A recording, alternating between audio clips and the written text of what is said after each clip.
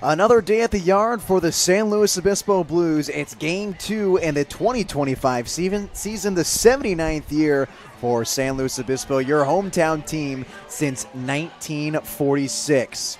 Hello, everyone, and welcome inside the broadcast booth. My name is Nate Mills. A solo mission tonight on the SLO Blues Streaming Network as we get you set for the Coastal Dodgers and the San Luis Obispo Blues. Well, to recap last night's win for San Luis Obispo, they took a 5-2 victory over the Coastal Dodgers. A lot better than last season on opening day when they fell to that same exact program.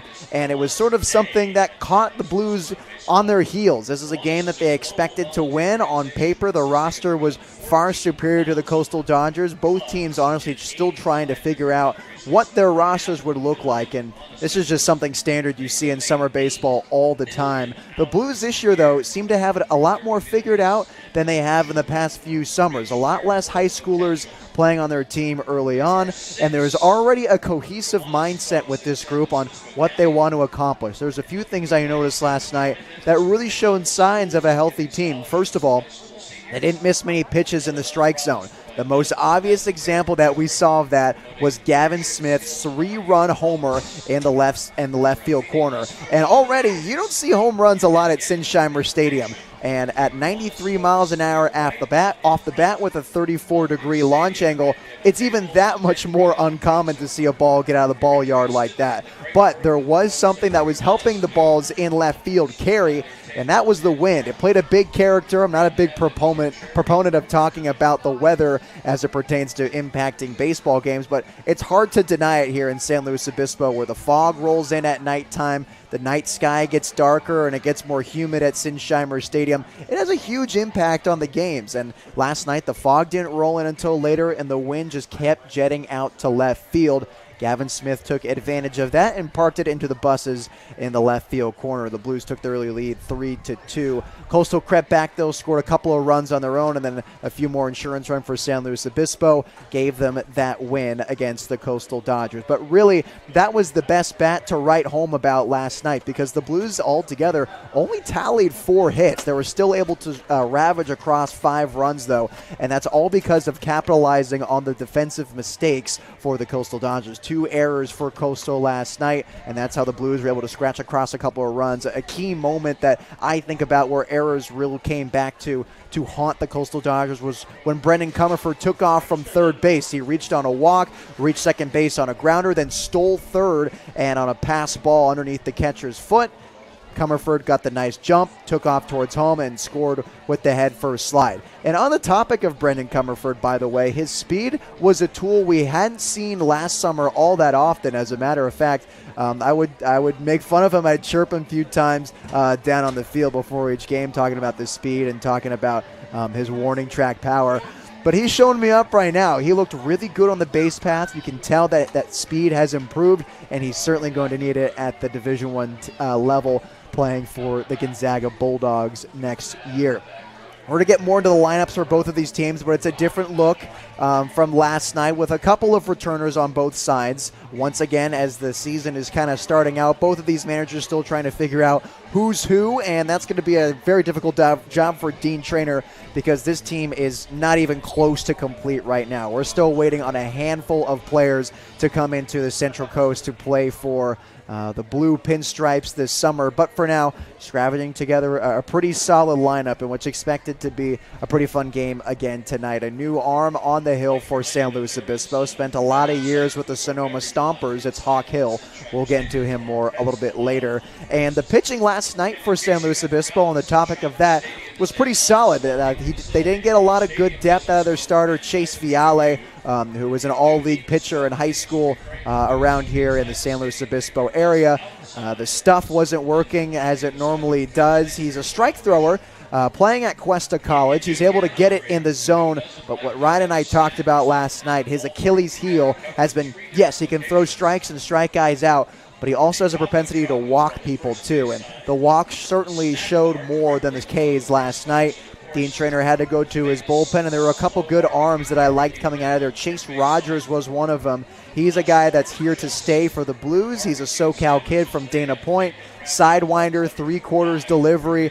And the Leopards are lucky to have him over there at Lafayette University. But there are plenty of more options to go to in the bullpen. And that is just such an important sentence to say about a CCL team, because the recipes to success in this summer league, and really in any summer league, is to have pitching depth and to have guys that can throw strikes. Now, guys who can throw strikes, still kind of a question mark, but the depth is certainly there. You just kind of look at the bullpen, see how many bodies are just standing in there, and you had the whole staff circulating around who was warming up in the bullpen, the brand new renovated bullpen, I should add. But there were a ton of bodies there ready to get going, ready to throw in the game at any given point, and that's huge for Dean Traynor, who the past 2 seasons coming down the stretch as they go for a playoff push, that pitching was problematic. There were a few guys available, and that's where you saw guys like Cade O'Hara, who's on the Blues this year, and Gavin Constantine, who's on the Blues last year,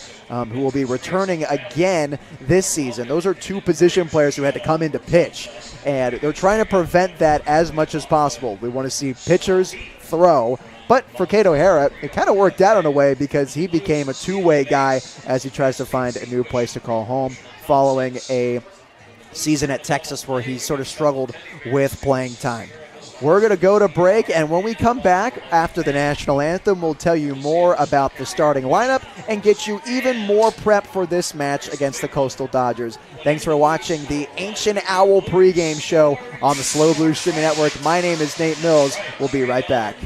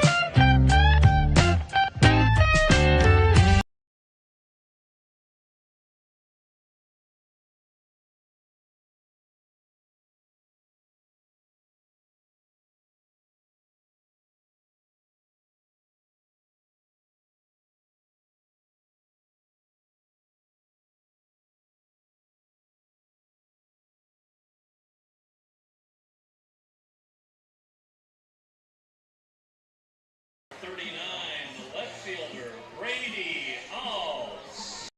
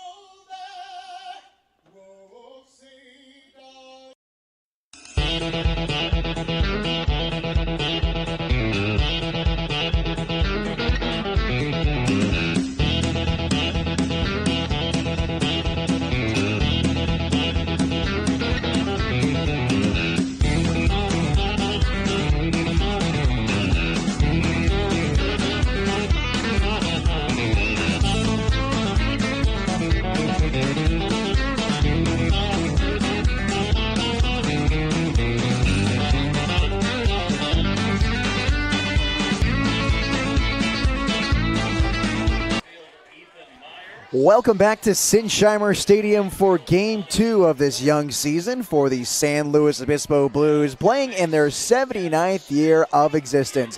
It's back against the Coastal Dodgers following a 5-2 victory from last night, highlighted by a Gavin Smith 3-run homer. Before we send it down to the field, let's take a look at the starting alignments for the San Luis Obispo Blues. A couple of new faces around the diamond. Brody Miller throwing down the signs at home plate. Brendan Comerford stays at first base. Sean Strittmeyer over at second. Gavin Smith back at the hot corner at third. Diego Murillo playing shortstop. And the outfield left to right is Brady Alves, Ethan Myers, and Don Jordan in right, with Mason Shea DHing tonight for the Blues. Here's the starting lineup for the Coastal Dodgers. Leading it off just like last night, it's Kai Malt playing center field. Jeremy Camarena plays shortstop and bats second. Sean Rivas, the first baseman, bats third, with Judah Hill, a former Blue, cleaning it up in the 4-hole. Cooper Carter is catching and bats fifth. Liam Keithley, the third baseman, bats sixth. Grady Wilson plays right and will bat seventh. Hugo Metzgen DHs and bats eighth. Rounding it out in the 9th spot, it's Levi Cook. And as I mentioned before, on the mound for the San Luis Obispo Blues, it's the righty Hawk Hill, a former Seawolf from Sonoma State University, and also a former Phoenix from Cumberland University, and before that was at Chabot Community College. And if that name is familiar to you, it should be. He's been with the Sonoma Stompers for the past 3 seasons. All 3 of those years, the Blues have played that team, and he's seen San Luis Obispo quite a few times. And so now, instead of playing for the orange and blue, he's with the blue and yellow. So now here's Kai Malt, the center fielder for the Dodgers, digging into the back of the right-handed batter's box, awaiting the first offering. Here it comes from Hill, and it misses inside for ball 1 at 6:01 p.m. 58 degrees and sunny here in San Luis Obispo. The wind still vibrant as ever from last night. As the second pitch is in there for a strike. 1-1 to Kai Malt, who was 0 for 4 last night. A walk. He stole a bag, scored a run, and struck out. He scored one of the 2 runs that Coastal had last night. As 1-1 trickles in the zone for strike 2. And Hawk Hill showing that curveball early in this game. In the 1-1 count, it locks up Kai Malt that time. 1-2, Hawk Hill from the windup. Swing and a miss, strike 3. First batter Hawk Hill faces in a Blues uniform. He sits down on 3 strikes. And again, we saw the curveball, we saw the slider, we saw basically the whole arsenal for Hawk Hill right there. And it's feeling good with all those pitches right now. So now it's Jeremy Camarena, also had an 0 for night last night as well. 0 for 2 and was eventually pinch hit for after 2 plate appearances. Here's a slider that bounces on top of home plate. Nice block by Miller for ball 1. Brody, the new sign thrower tonight after Cam Andrews' appearance for San Luis Obispo. 1-0. Off speed, high and tight. 2 balls and no strikes. And a funny thing that Brody Miller and Cam Andrews have in common is that the schools they played for, formerly, have cut their baseball programs. Now, Brody Miller's case, a little more extreme than Cam's at Sonoma State. They got rid of all of their sports. 2-0, in there for a strike, slider wrinkling in the heart of the plate.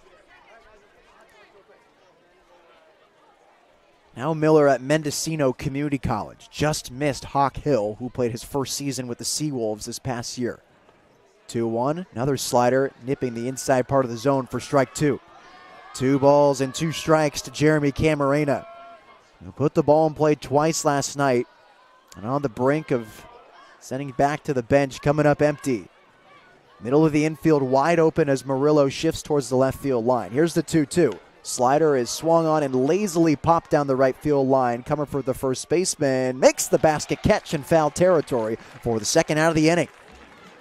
Nice play by Brendan Comerford. He had Strittmatter and Jordan ranging right next to him. Could have been an easier play for either of those names, but Comerford called everyone off and made the nice grab in front of his chest. So now with 2 gone, it's Sean Rivas, the first baseman, batting third. Rivas came in last night in the 9th inning when the Dodgers tried to empty the bench and erase a 3-run deficit. First pitch slider misses low for ball 1.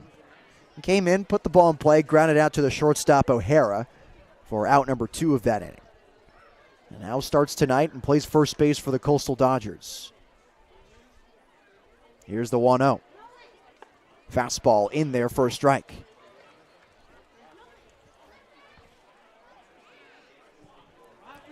And the fastball velo isn't something that's going to blow you away from Hawk Hill. 1-1 comes in. This one swung on and missed out of the zone for strike 2. Mid-80s for Hawk Hill. But if a team loaded with high school seniors, it's quite challenging. Hill takes a deep breath on the 1-2. This one hit into left center field. Moving to his right is Myers, who is playing shallow, and he makes the running grab for the third out of the inning. 3 up, 3 down for Hawk Hill as we head into the home half of the first on the SLO Blues streaming network.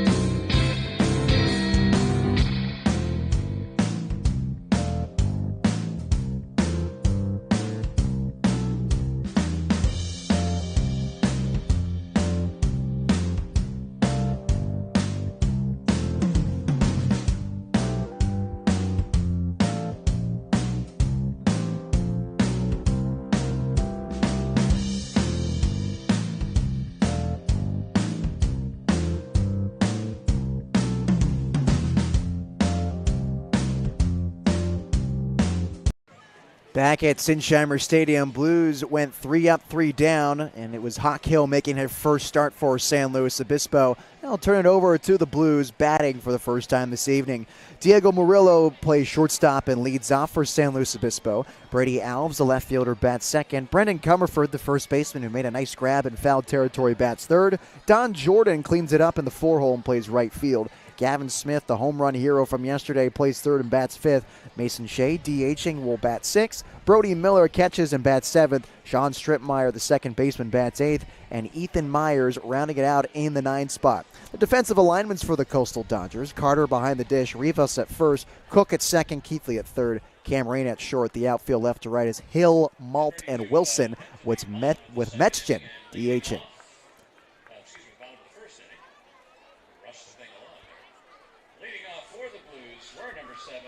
So now here's Diego Murillo, the shortstop, batting in a Blues uniform for the first time this season, rocking the white gloves against the red gloves against the Coastal Dodgers.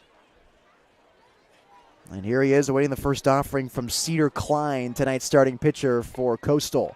First pitch in there for a strike.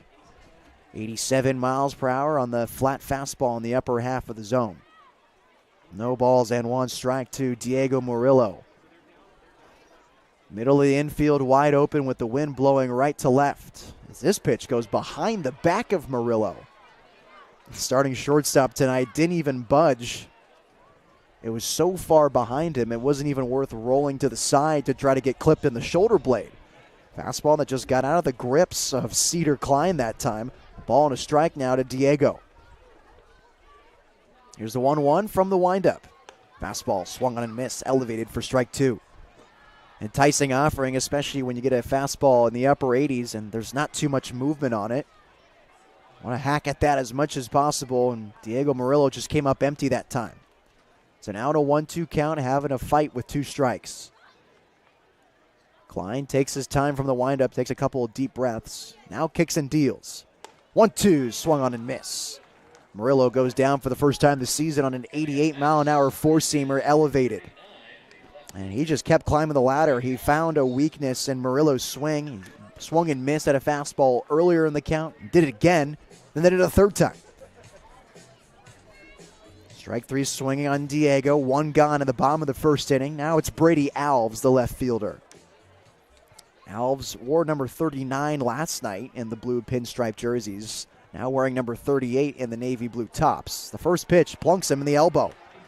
So a free pass at 89 miles an hour hit him right in the arm, and is awarded first base. And we saw a hit by pitch last night with these Blues, but it was against Brendan Comerford, who is now strutting up to the plate right now. Comerford was hit by a pitch in the 3rd inning and was stranded on second base.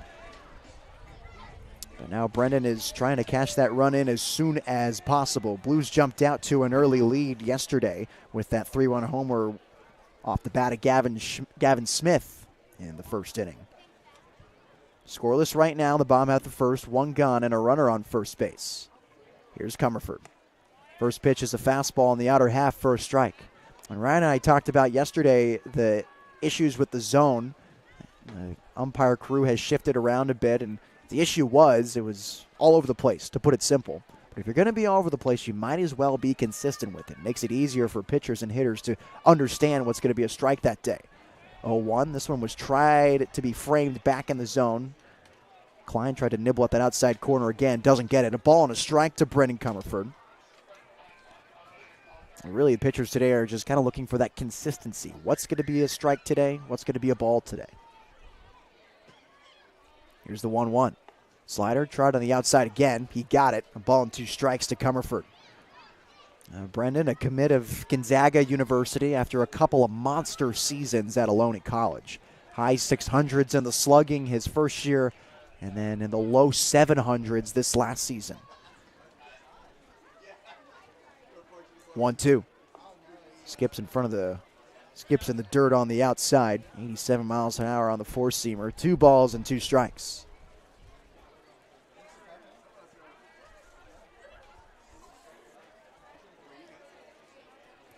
Two and two with 1 gone. Runner at first base, a scoreless game in the bottom of the first. Elevated fastball above the zone, fills it up at 3 balls and 2 strikes. And Comerford yesterday drew 2 walks and was hit by a pitch. A nice sign after last season where he struggled to get on base. The K numbers were awfully high. He seemed to corral that a little bit more in this past season at Ohlone. 18 walks to his 32 strikeouts. Not exactly the ratio you want.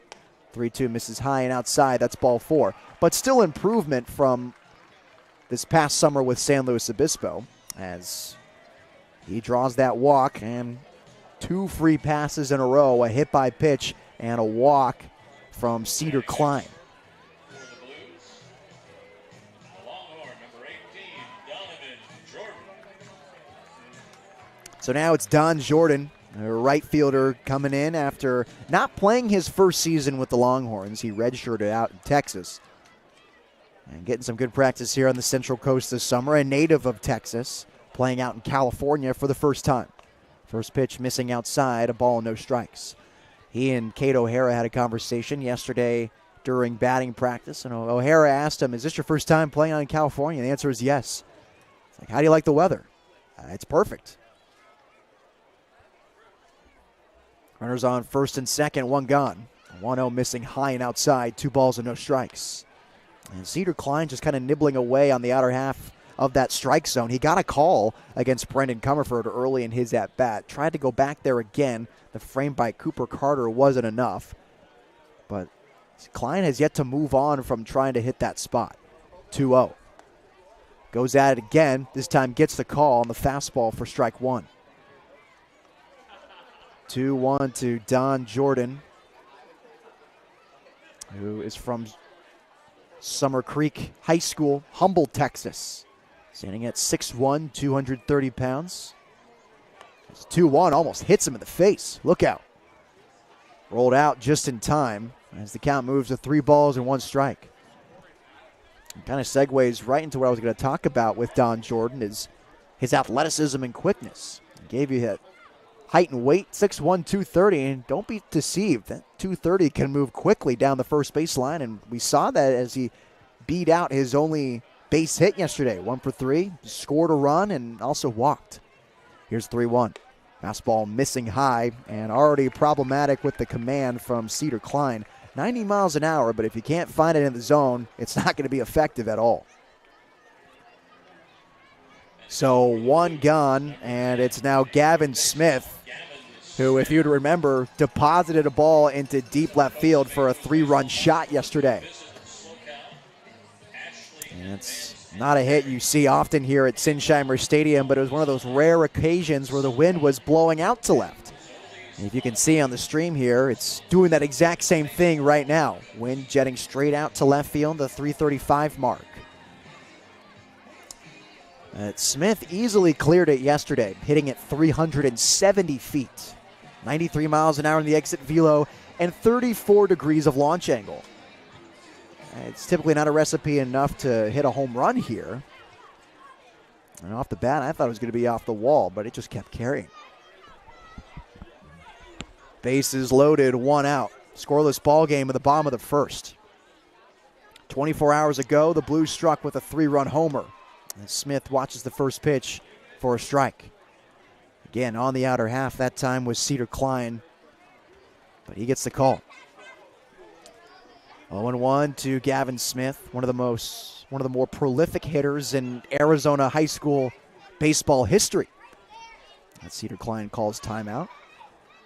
Smith led the state in home runs with 12 in 2024, his senior season, and tied the Arizona single-season hit record with 51 knocks. 0-1. Smith waves and misses at the curveball for strike. No balls and 2 strikes to Gavin, who didn't strike out last night, didn't even find himself at an 0-2 count. Having to be tough with 2 here, though, as Mason Shea awaits on deck. Bases juiced, 0-2 count with 1 gone. Scoreless ball game at home. Here's the pitch. And Smith watches the slider for strike 3. Nice pitch from Cedar Klein, hitting the outside spot. And there's 2 gone in the first inning. And that's just well executed that time by Cedar Klein. A slider that just kind of frisbeed in the middle part of the zone. Gavin Smith thought it was going to break completely out, and it just hung on.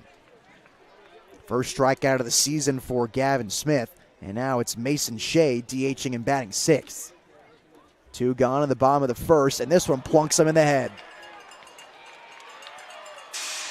Looks okay. We take those, and the Blues strike first on the bases loaded hit by pitch from Mason Shea. And this inning, that's already Cedar Klein's second hit by pitch. As a matter of fact, it scores Brady Alves, who reached on from a hit by pitch. So now it's Brody Miller making his return to San Luis Obispo this summer, wearing number 37 and catching tonight. A crimson-colored barrel on his Marucci wooden bat. With 2 gone, bases still loaded, and now a 1-0 lead for San Luis Obispo. From the windup, here's the first pitch. Carter has to get out of his squat to get this one for ball 1. And as I said, Brody Miller has had a complicated college baseball career. We talked about how Hawk Hill is at Sonoma State with the Seawolves, and they just cut their program. Brody Miller now gets hit by a pitch. He flips his bat into the on-deck circle. Back-to-back hit by pitches in the first inning. Cedar Klein already has 3 hit by pitches. We're not even out of the first inning yet. 2 gone. It's a 2-0 ball game. The Blues haven't even put a ball in play yet, and they're up 2-0 against the Coastal Dodgers. And those are just mistakes that just can't happen if you're the Coastal Dodgers. Cedar Klein has some life on that fastball. He just can't seem to find it in the zone. So now it's Sean Strittmatter, second baseman, local kid from Cuesta. From the windup, here's the first pitch. Slider, not even close. Carter has to get out of that squat again. 1 ball, no strikes. And what is just a disaster inning for the Dodgers to start this game. Bases still loaded. 3 hit by pitches, 2 walks this inning. Both of the outs have come via a strikeout. 1-0 is a fastball missing inside. 2 balls and no strikes. The hitters count now to Strittmatter. Strittmatter didn't grow up in the San Luis Obispo area, though he goes to Cuesta. He actually went to the coveted Desert Mountain High School in Scottsdale, Arizona. 2-0. Strittmatter watches the four-seamer for a strike.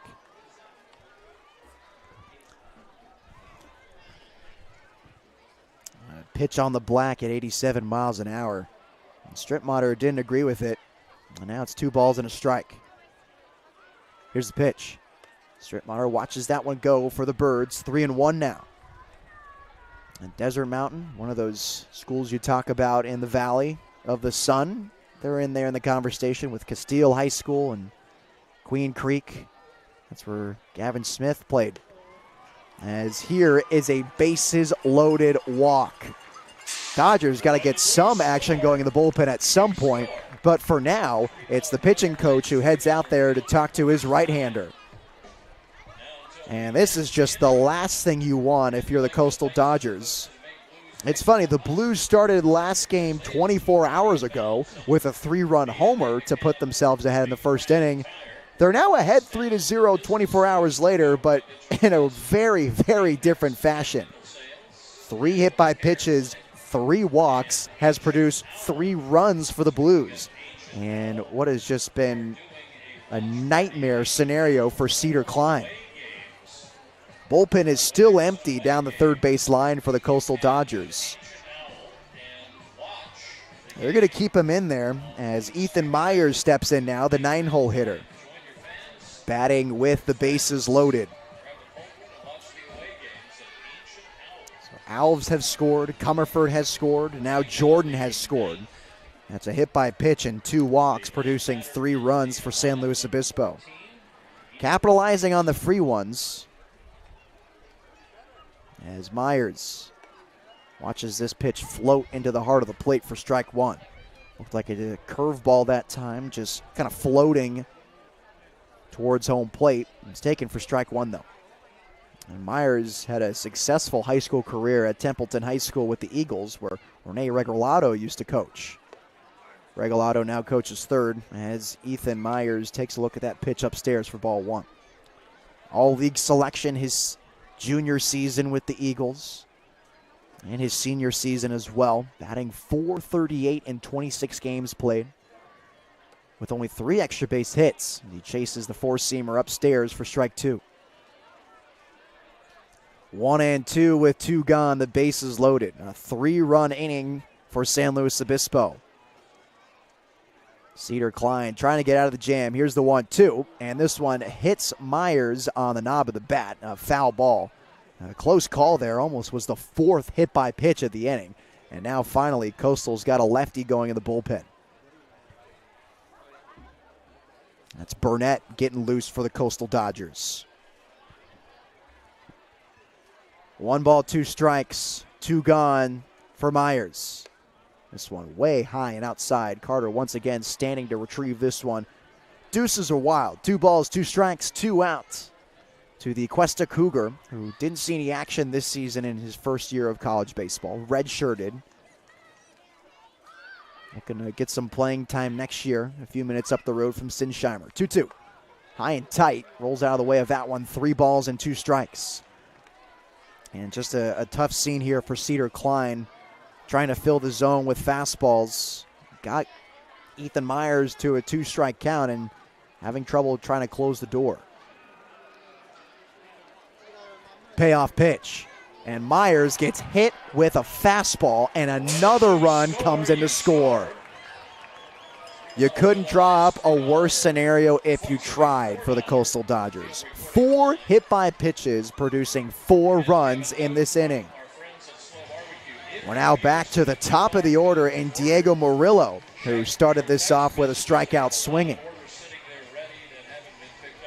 A tough scene for Coastal, who's trying to shake off a 5-2 loss from last night. They're not starting out on the right foot. Here's Murillo with his cherry red batting gloves. The first pitch is swung on and lazily flailed in front of the Blues dugout for strike 1. Murillo, also a former Cuesta Cougar, now at Northeastern State, playing for the Riverhawks, entering his senior season with that team. He's a local from San Luis Obispo High School. 0-1, this is not even close. Carter bats it down, luckily, and staying at bay at third base is Brody Miller. 1 ball and 1 strike. And for Cedar Klein, this is just a big mental game right now. All you need to do is just get out of this inning. Help is on the way, but he is just deep in the downward spiral with the bases loaded. A 4-run inning. Here's the 1-1 to Murillo. Misses high. Carter reaches above his helmet to get that one. 2 balls and a strike. And really nothing going Cedar Klein's way right now, as he's just trying to head back into the dugout. 2-1. Another high fastball. 3 balls and 1 strike. A hitter's count to Murillo.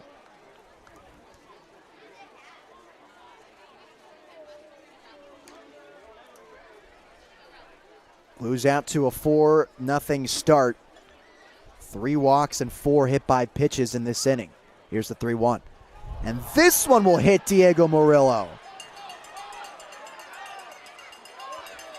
When the Blues score, you score. $3 Miller Lights, $4. What started out with a strikeout swinging to Diego Murillo might end in a hit by pitch to Murillo. Infield having a come-to-Jesus moment with their right-hander Klein, who is very off the mark. 5 hit by pitches in this inning produces 5 runs. Alves, Comerford, Jordan, Shea, and Miller have all scored. And now it's Brady Alves who was the first victim of the HBP. First pitch to him misses high for ball 1. Since getting 2 strikeouts, hit by pitch, walk, hit by pitch, and another hit by pitch. Another fastball well above the zone. 2 balls and no strikes to Alves, who had 2 walks himself last night. Already has a hit by pitch today. The on-base percentage going through the roof for the Blues so far. Here's the 2-0. And now Alves is struck by the fastball. At this point, you got to take him out. When the Blues score, you score. You got to feel for the kid, Klein. It's games like these that honestly question your time playing baseball. And believe me, I've had a few moments like this as a player. Not so much on the pitching side, but on the offensive perspective. Klein just didn't have it today. Only recorded 2 outs on strikeouts, and he has to get a relief pitcher in the first inning. 6 runs on 6 hit by pitches. We have a new hurler for the Coastal Dodgers. We'll introduce you to him right after this on the SLO Blues streaming network.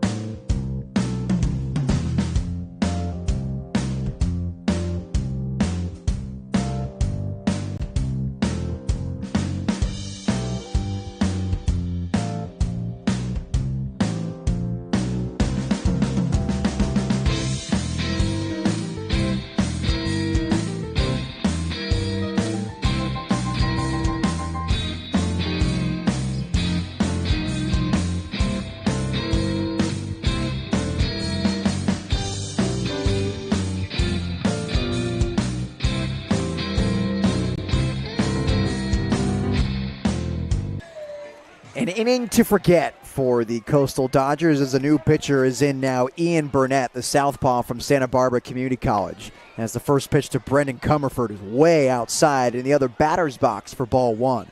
1-0 to Become, who has already hit in this inning. And I shouldn't say hit, he was already walked in this inning. The Blues haven't even put a ball in play yet, and they're up 6-0 over the Coastal Dodgers. Here's a slider hit in the outside corner for a strike. A pity call from the home plate umpire. 1-1 to Comerford. A disastrous start for Cedar Klein. Couldn't even get out of the first inning. Recorded 2 outs on 2 strikeouts, but 3 walks and 6 hit batters produced 6 runs for the Blues. As this one, again, missing way outside. 2 balls and a strike. Bases loaded, still 2 gone in the bottom half of the first inning. Brendan Comerford's up. Here's the 2-1. And Become swings and misses over the changeup for strike 2. 2-strike count now with 2 gone. This game started half an hour ago, and we're not even out of the first inning. From the stretch, here's Burnett. Fastball again, missing outside. Carter slides to his knees to get it on the backhand. Fills it up at 3 balls and 2 strikes. Brady Alves was hit twice in the same inning.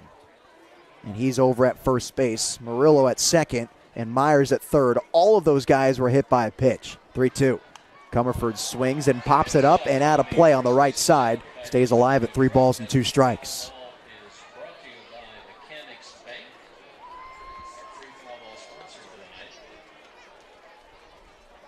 Comerford, as we said, recently committed to Gonzaga and was second team All South Coast Conference last year for the Renegades at Ohlone. Here's a 3-2. Way outside, no doubt about it, it's ball 4. So the pitching woes continue for the Coastal Dodgers as Comerford walks for the second time this inning. There's still 2 outs. It's a 7-0 ball game. And shoot, you talk about 3 passes. My goodness, this inning is full of them. The 4th walk of this inning, you pair that with 6 hit by pitches, that'll give you 7 runs for the Blues. And here's Don Jordan. Slider, not even close to the zone. Once again, a ball, no strikes.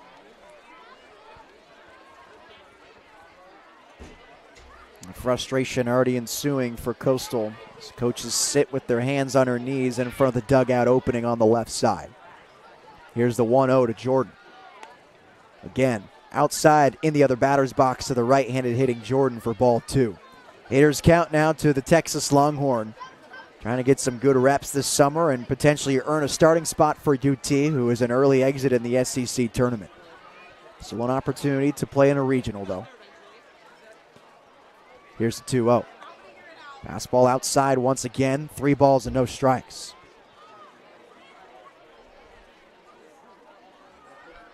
In high school, Don Jordan played outfield, first base, and third base, and I think he's honed in on that infield spot, but is playing outfield today for Dean Traynor as Jordan was taking all the way there and draws a walk. Ian Burnett has come in and walked the first 2 batters he's seen. An 8-0 ball game against the Dodgers. When the Blues score, you score. Miller Lance, $4 field recording. 5 walks and 6 hit by pitches. This bomb of the first is ugly as it gets, as Gavin Smith now digs in.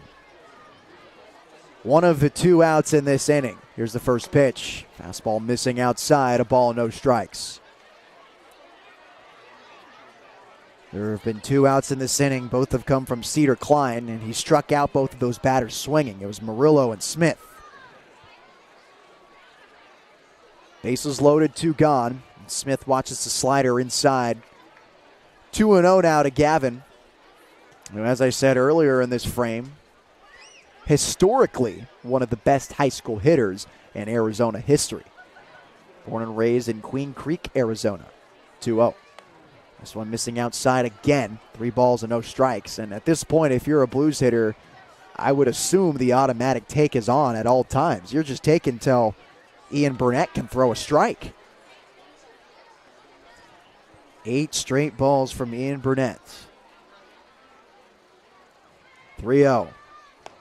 Make that 9. A 4-pitch walk to Gavin Smith. It's now a 9-0 ball game. A tragically bad inning for the Coastal Dodgers, almost cartoonish, as a meeting at the mound commences. 9-0 lead for San Luis Obispo. 6 walks, 6 hit by pitches. A ball has yet to be put in play. It's 9-0 Blues. Ugly, ugly start for the Coastal Dodgers. So now Mason Shea, who was hit by a pitch last time he was up, the DH, batting 6th. I mentioned how Smith is an Arizona native. Shea is as well. First pitch missing high, 1-0. Again, like I said, the automatic take has got to be on. That's 10 straight balls from Ian Burnett.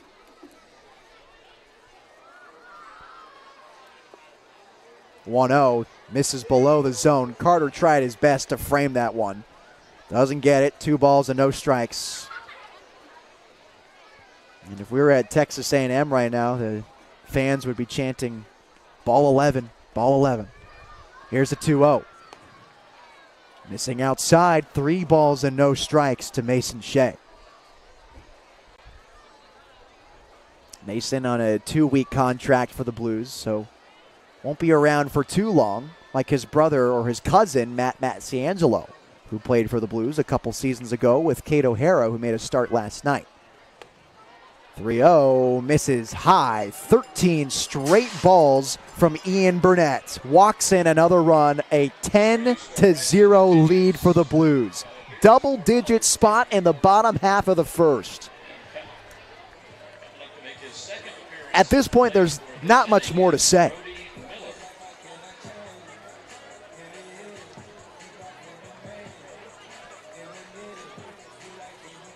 All of this with 2 outs, too.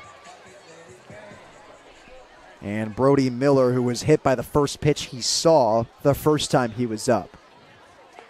And Miller watches that strike, and the 13 straight ball streak comes to an end. Strike 1 to Miller. Bases still loaded with 2 gone. Here's the 0-1. Changeup missing outside, 1 ball and 1 strike. As I said, Miller from Mendocino College. He exited ship just before Sonoma State cut their baseball program, just in time. Here's the 1-1. Other batter's box, 2 balls and a strike. And Miller, I was talking to him before batting practice yesterday, and he still has a group chat with all of his fellow Seawolves at Sonoma State. And when that news broke, when that email came out about their baseball team going under, it was chaos in the chat. 2-1 missing inside, and it kicks away. Coming in to score is Jordan, and that makes it an 11-0 game.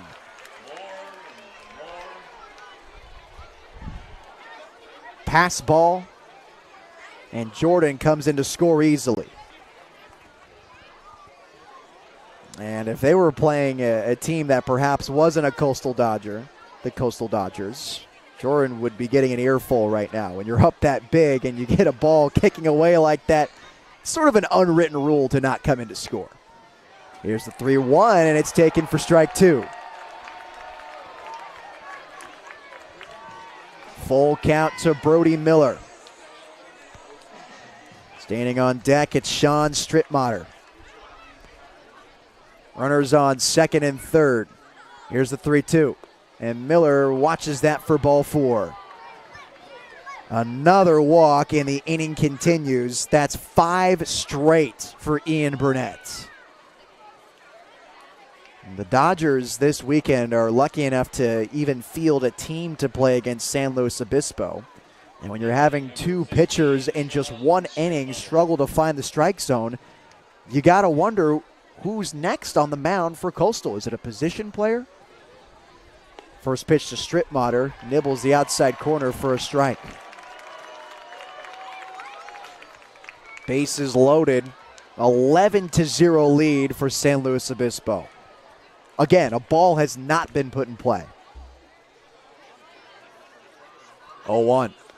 Strittmatter watches that for strike 2.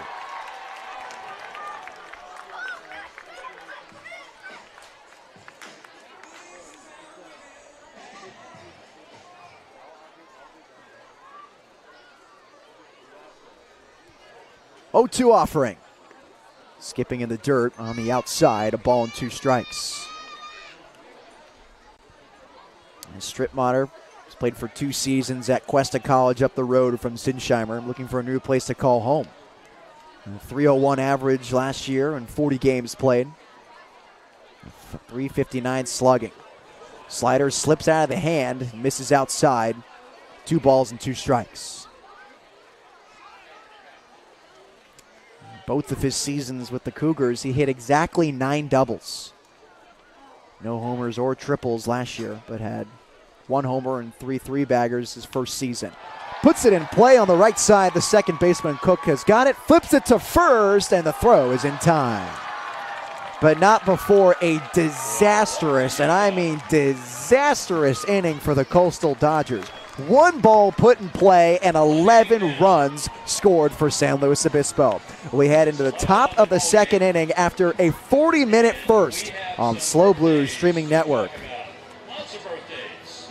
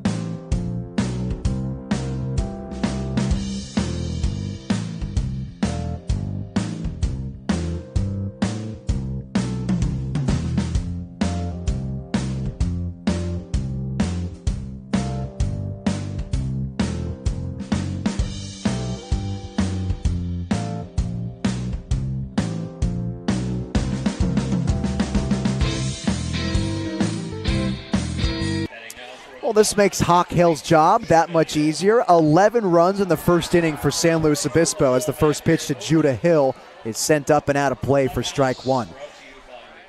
No hits, 1 ball put in play, 8 walks, 6 hit by pitches. Here's the 0-1 to Judah Hill, and it's squibbed in front of the Dodgers dugout for strike two. Really just a nightmare scenario for the two guys who came in, Cedar Klein and Ian Burnett. If I'm Coastal, I'm trying to throw in another arm, and we're talking about how many arms they actually have left. They're lucky enough to even field a team for this game. 0-2. This one hit hard in the left center field. Alves moving to his left, fighting the sun. He makes the play. And that's no easy play out there in left. This time of day, the sun sort of setting right next to Madonna Mountain, and the ball flies right in front of it. Alves took the right angle and made the squeeze for the first out of the inning. A hard hit ball for Judah Hill. And now that gives way to Cooper Carter, who had some work back there at behind the dish this past inning. First offering is a high chopper to the shortstop, and clinks it off the backhand is Diego Murillo. An E6 on the shortstop, Murillo. And that's the first base runner of the day for the Coastal Dodgers. So with one on, with one out, they got some motion. And Coastal's got their work cut out for them. 11-0 deficit. So now it's a pop-up into the shallow part of the infield, and Murillo makes the flat-footed grab. An easy play for a quick second out of the inning. That was Liam Keithley who skied at that time. He was pinch hit for in last night's game, and just like that, there's 2 gone in the top half of the second. Runner on first as Grady Wilson digs in for the first time this season with the Dodgers.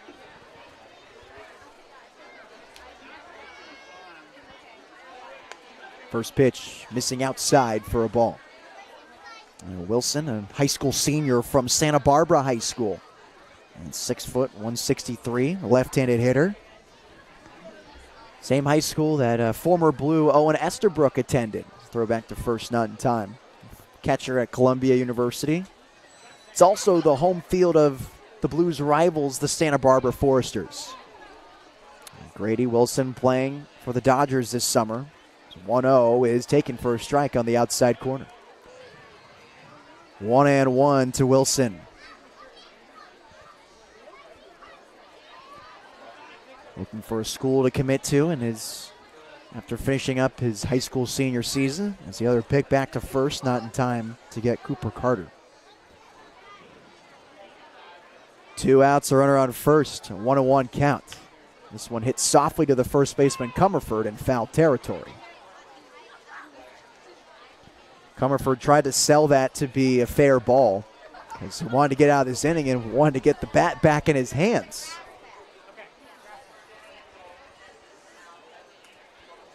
There is a righty getting hot in the bullpen for the Coastal Dodgers. Looks like it's Drew Capel, who batted 9th yesterday and played center field for the Coastal Dodgers. And right on cue, a position guy in the bullpen. Here's the 1-2. Here's a slider that slips out of the fingertips of Hawk Hill. 2 balls and 2 strikes. I've mentioned a little bit about the Sonoma State situation. He's jumped around a bit from Chabot and Cumberland. Hawk Hill has. Finally found a place to call home at Sonoma State, but now the program's going under. So for his senior season, the Martinez, California native is trying to find a school. Slider, taken, strike 3. Hawk Hill gets his second K of the day and retires the side, straining a runner at first base. 11-0 lead for San Luis Obispo, heading into the bottom half of the second. I'm Nate Mills on the Slow Blues Streaming Network.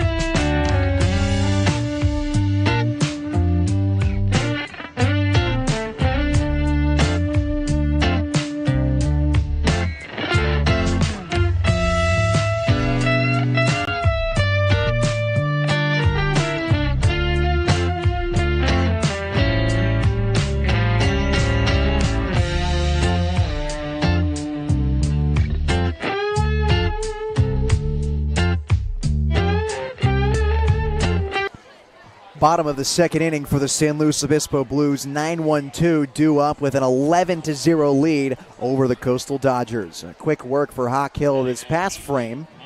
A line out to left, a pop out to the shortstop Murillo, and a strikeout looking as Ethan Myers gets his second plate appearance of the day and looks at the first pitch for a ball. Myers was hit by a pitch, not surprising, in that first inning and came around to score. 1-0, misses outside, 2 balls and no strikes. Ian Burnett is back out there. Now, the Dodgers did have Drew Capel warming up in the bullpen. He's putting on a hoodie and still getting hot. Here's a 2-0. Missing way outside once again, 3 balls and no strikes. So Ian Burnett, who is coming off short rest on a quick top half of the second inning, picking up right where he left off in terms of pinpointing his pitches. 3-0 to Myers. Taking all the way, and it's called for strike. Ethan, a redshirt freshman this upcoming season for the Cougars at Cuesta College, born and raised in Templeton. Here's a 3-1. And Myers watches that inside for ball 4. So again, another walk issued to Blues batters, and this one begins the second inning. Leadoff walks, ill-advised, and they can come back to haunt you. And ironically enough, that is not how the top of the first inning started. Actually, it was a strikeout swinging to Diego Murillo, who's up now and puts it in play. A high pop-up on the right side of the infield, and Rivas, the first baseman, at the last second lunges to make the grab for the first out of the inning.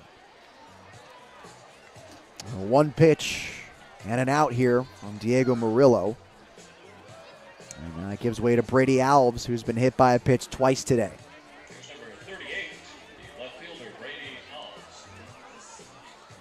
Alves, a utility man from Fallon, Nevada. He plays junior college baseball in California at Butte Community College. First pitch to him bounces on top of home plate. Carter keeps it at front, and Myers will stay at first base. 1 ball, no strikes. And Myers checked that Alves last night, 0 for 2 with 2 walks. Again, I talked about the on-base percentage getting beefed up this game. Alves already had a head start with his base on balls last night. 1-0, a slider out of the fingertips, misses outside, 2 balls and no strikes. A redshirt freshman, redshirted last year at Butte Community College, so has yet to have a college at bat yet, officially, Alves, that is. Another pick over to first.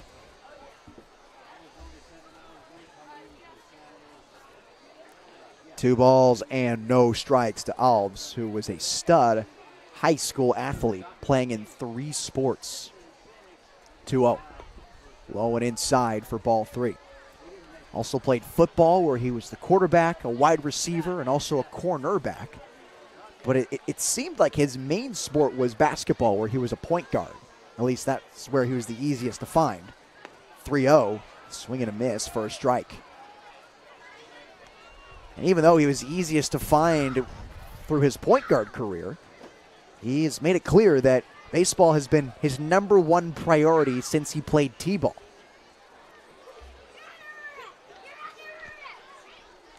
Here's the 3-1. And Alves swings and barely misses it, sending it straight back into the screen for strike 2. And not only can he get it done on the field, on the court, on the diamond, he's an academic weapon. How about a 4.25 GPA graduating high school? Payoff pitch. And Alves hits it hard in the center field. It falls fast, and it falls for a base hit. Heading into second base is Ethan Myers, and Brady Alves keeps the line moving. His first base hit in a Blues uniform.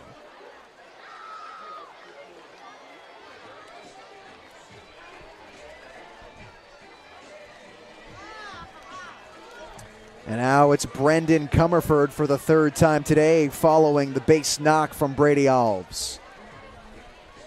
Comerford, a pair of walks in the first inning. Came around to score on both of them. One gone and runners on first and second.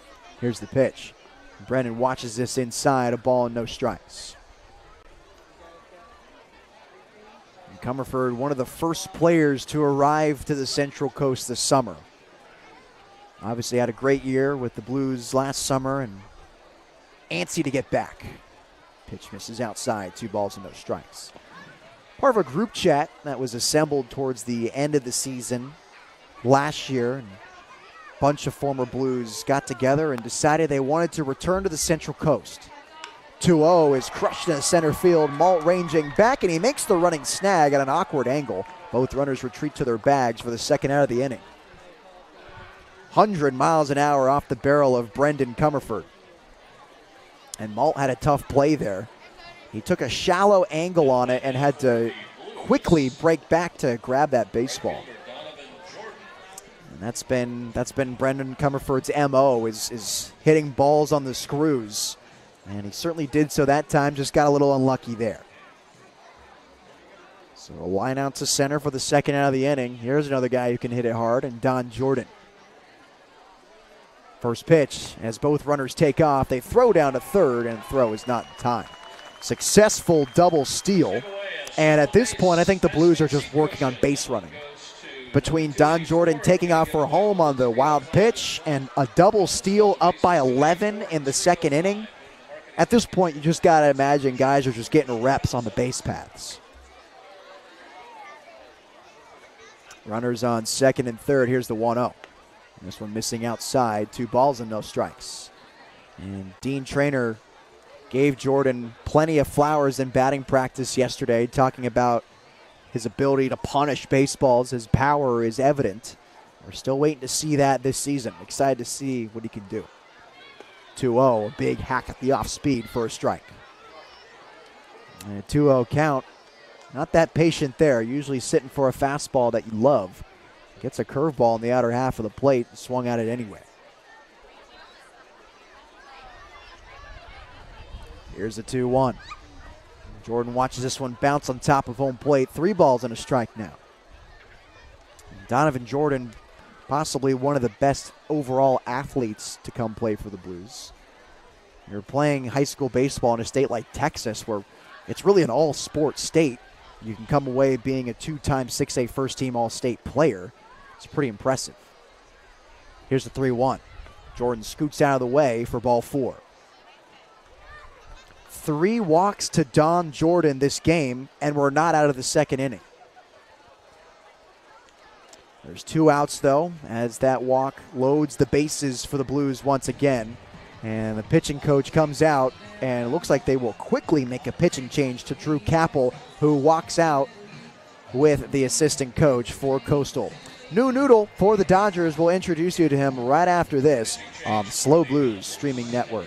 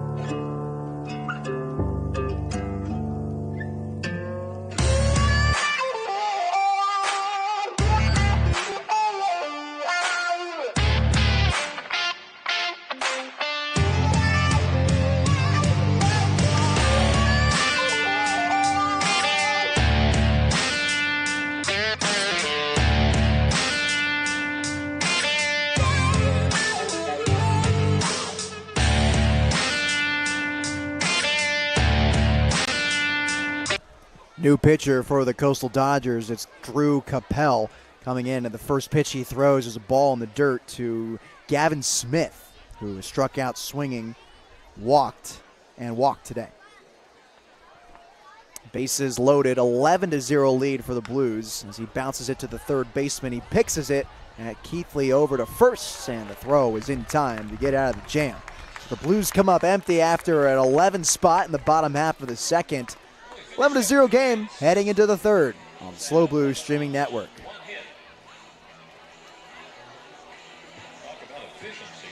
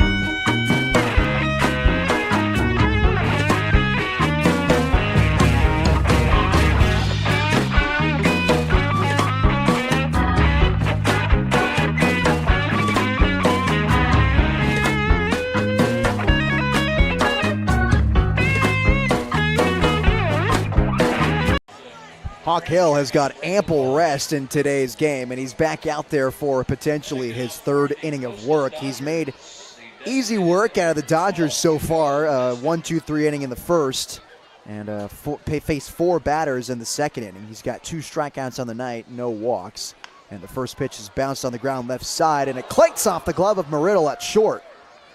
Second error of the day for the shortstop Murillo, and it awards the Dodgers with a leadoff base runner. A tough bounce there. Kind of an in-between hop to Murillo over at shortstop.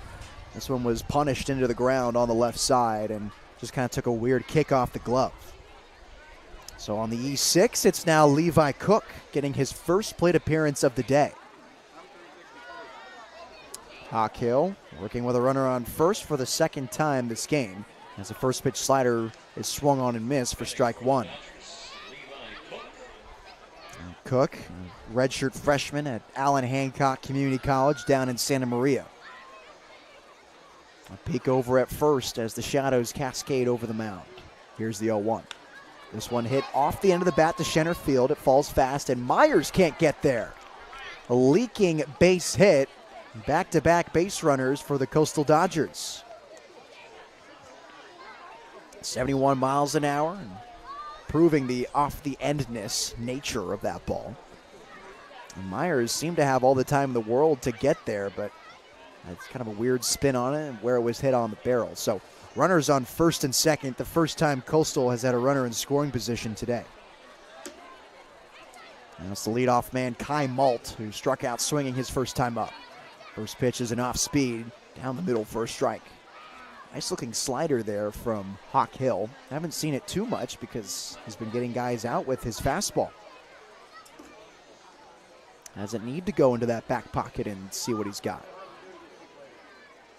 Here's the 0-1, and Hill delivers another slider, and it's swung on and missed for strike 2.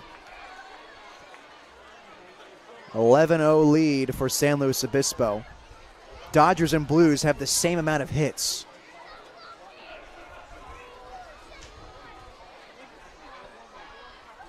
No balls and 2 strikes to the leadoff man, Malt. And it's taken, strike 3. Doesn't like it one bit. Looked like a strike to me on that slider. And he goes down looking. That's the 3rd strikeout of the night for Hawk Hill. Second K of the day for Malt, the leadoff man. First out of the inning, and now it's Jeremy Camarena. And popped out to the first baseman, Comerford, in foul ground last time he was up. He was 0 for 2 yesterday. The first pitch swinging and lines it over the glove of Smith into left field. Stop sign at third base for Metzgen. A 96-mile-an-hour frozen rope base hit.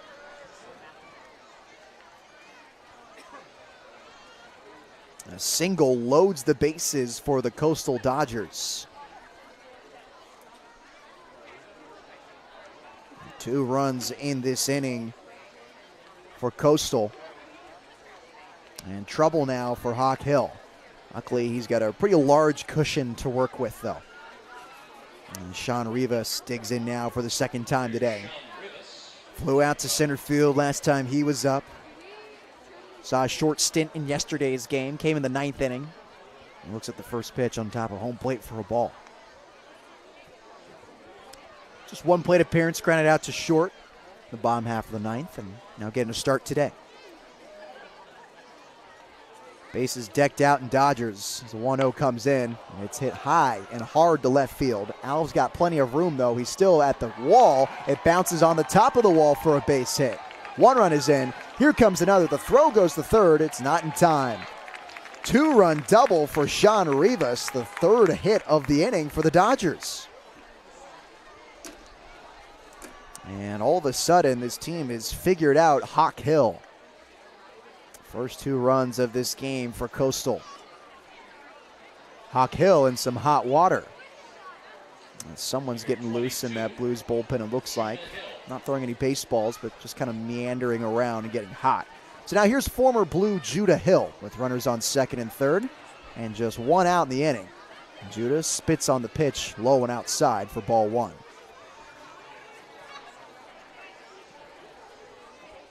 Judah, a high school senior at Arroyo Grande, committed to East Texas Baptist University. 1-0. Hill spits on the slider. That's called a strike. And if I'm Hawk Hill, I'm hammering that slider as much as possible. It seems that Dodgers have had trouble hitting that one. They've been all over the fastball. Once one guy got a hold of it, kind of passed the baton to the next. Here's the 1-1. And Hill softly hits it into left center. It falls into the grass for a base hit. A 1-run single makes it an 11-3 game. Sort of a capper that fell in front of Alves. Nothing you could do about it there. The Dodgers slowly climbing back with a 3 spot in the top of the 3rd. That's 3 base hits in a row for Coastal.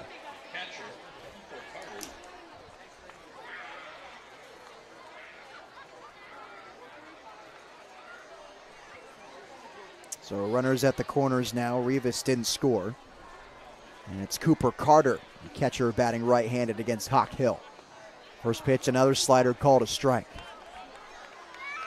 Still just 1 out in the inning. An 11-3 game. The Blues lead in the top half of the 3rd.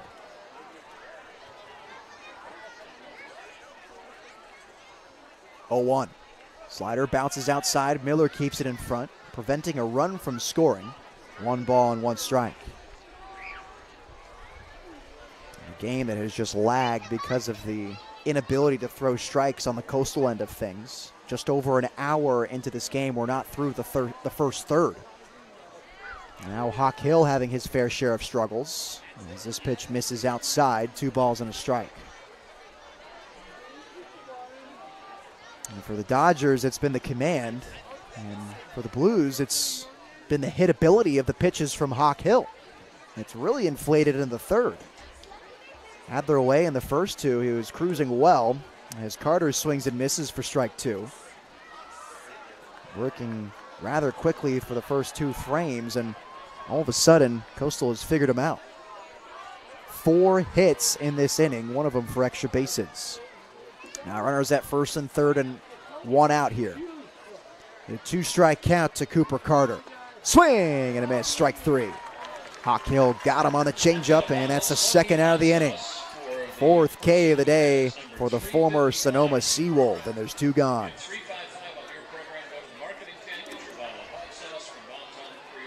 It's been fastball, slider, and he goes with the changeup that time.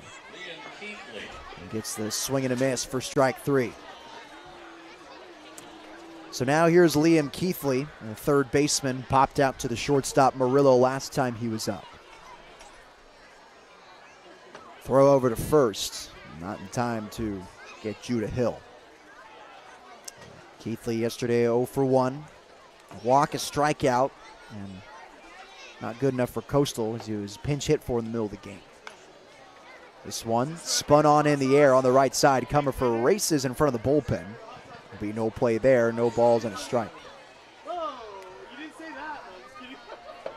Keithley, a freshman at Cal Lutheran, down in Thousand Oaks, California, the home of the Conejo Oaks. And the Blues will play the Oaks in a SoCal sweep later this year. June 22nd, we'll play the Oaks, the reigning CCL champions.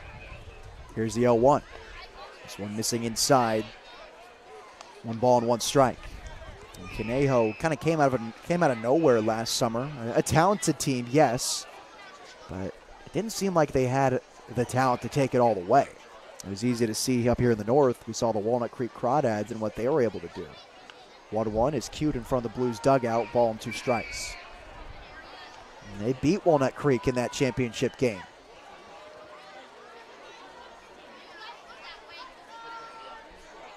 Mike Sosha, a big contributor to that Cal Lutheran team, is a big reason why they've had nice uniforms, have had good players come through their system. Brendan Durfee is a big name I think of, plays for UC Santa Barbara. 1-2.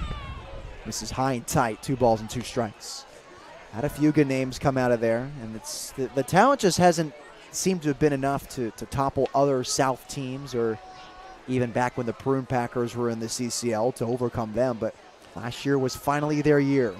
Prune Packers three-peated before that. 2-2. Swing and hit hard past the glove of Smith down the left field line for a base hit. 1 run is in. Here's the green right coming home. The relay will be cut off and there will be no throw at the plate. Judah Hill came in to score from first to third, a 2-run double. Keeps things alive in the 3rd inning. And all of a sudden, the Coastal Dodgers knocking on the door. 5 runs in the top of the 3rd inning. Off a real nice swing from Liam Keithley, excuse me. And it was just enough to squeak by as a fair ball. Nothing really Smith could do. He was playing decently off the 3rd base line. Not really enough to dive and go after it. Didn't get a great first step on it. So there was really no play that time. So that clears the bases. And now there's just a runner on second for Grady Wilson. Left on right matchup as Wilson swings at the first pitch and hits it high into shallow right. Strittmatter calling everyone off. Jordan's got a louder voice and makes a 2-handed grab to end the inning. But not before the Dodgers tack on 5 runs in the top half of the 3rd inning. It's 11-5 San Luis Obispo on the Slow Blues streaming network. I had a $10 gift card.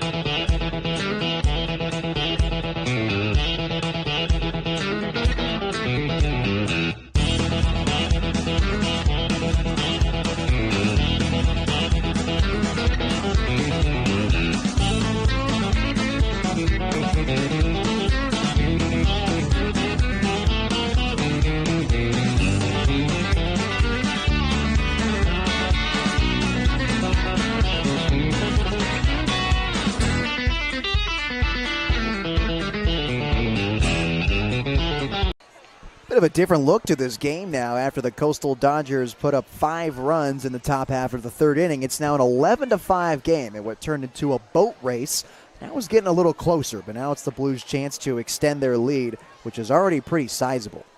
Here's Mason Shea leading it off. He's hit by a pitch and walked, and he's the recipient of strike one. Shea, a temporary player from Mesa Community College in Arizona. And he spits on one, bouncing on top of home plate. 1 ball and 1 strike.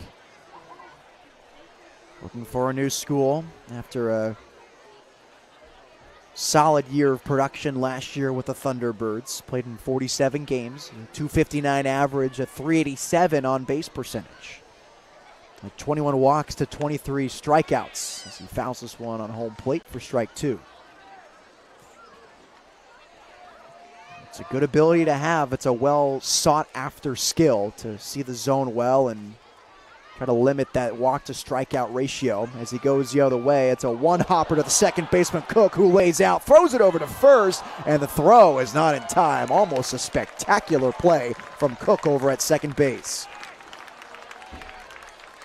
The effort all for nothing. Would have been a base hit either way, but nice acrobatics over at second base to keep it in the infield and have a chance at throwing out Shea.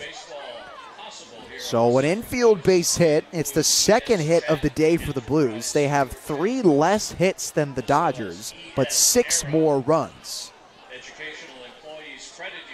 Rivas shaken up on that play, understandably so. And Shea kind of dusting off some dirt too at the collision at first base. The manager for the Dodgers talking with the umpire over at first, challenging the call over there, out or safe. And from our vantage point up here in the press box, looked out to me.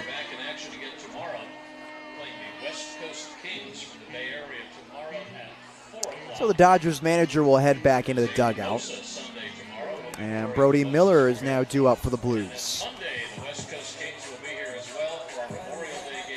That's Mason Shea's first knock in a Blues uniform this summer. And it comes in the bottom half of the third inning as it gives way to Brody Miller. Hit by pitch and walk this game so far. First pitch, low in the zone for a strike.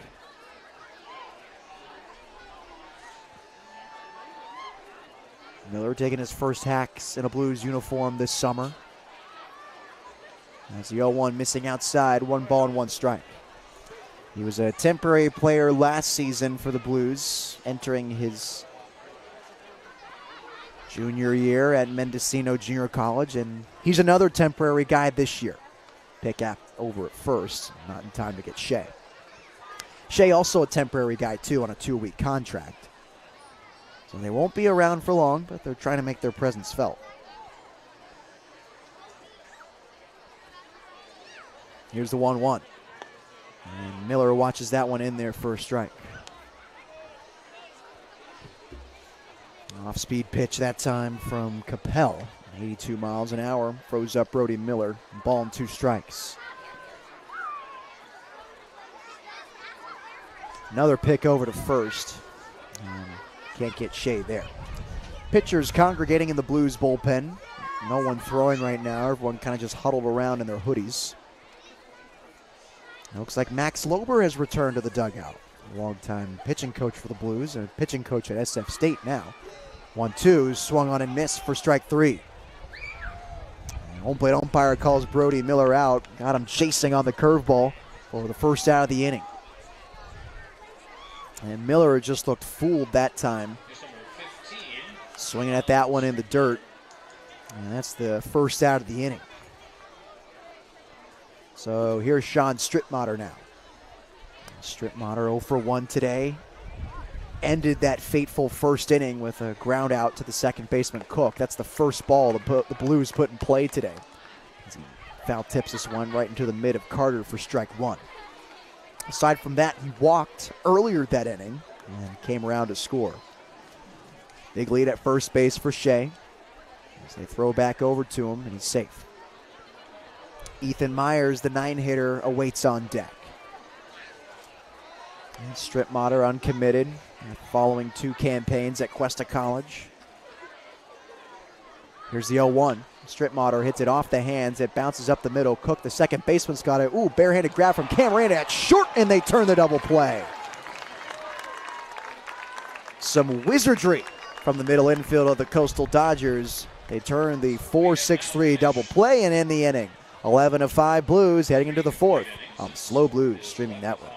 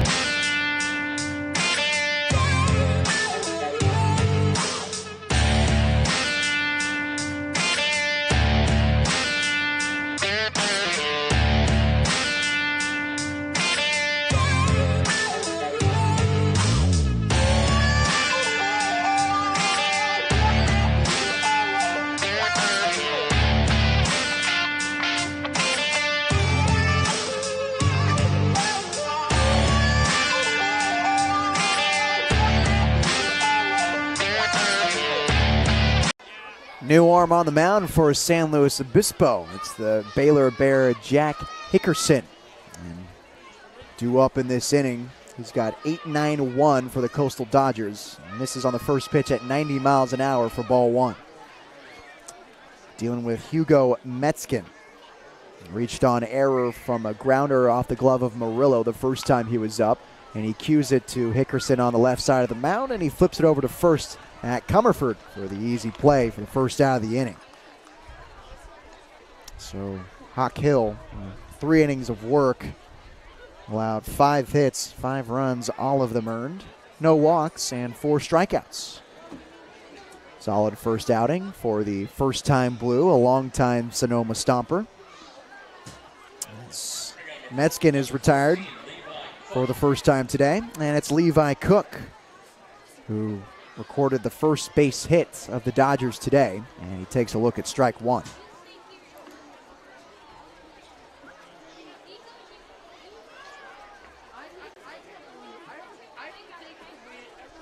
Hickerson from the stretch. First time in a Blues uniform this season, making his first appearance for San Luis Obispo. 0-1. This one swung on and hit right in front of the Dodgers dugout for strike two. 1 gone in the top half of the fourth inning. We finally entered the second frame of this ball game. An hour and 23 into this contest. Entering his sophomore season, Hickerson is from Corinth, Texas. 0-2. Swing and a miss. Strike two. 90 miles an hour. He climbs the ladder on the fastball. It's a swing and a miss on Cook.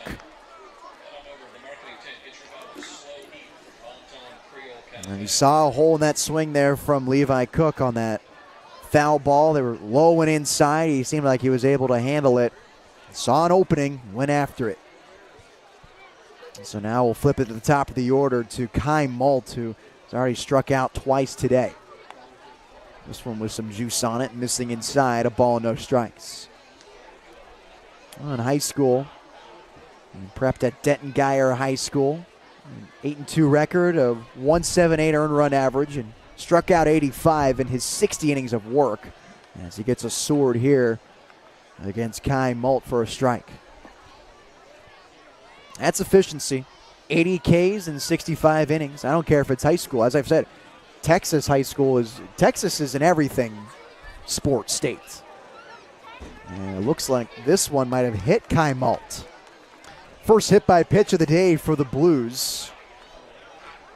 Match that with the 6 that the Coastal Dodgers have, and they got quite a ways to go. The Blues had a hit by pitch last night too against Trigo. Came into pinch hit for Camarena. And Trigo was hit in the 9th inning and was eventually stranded at 3rd.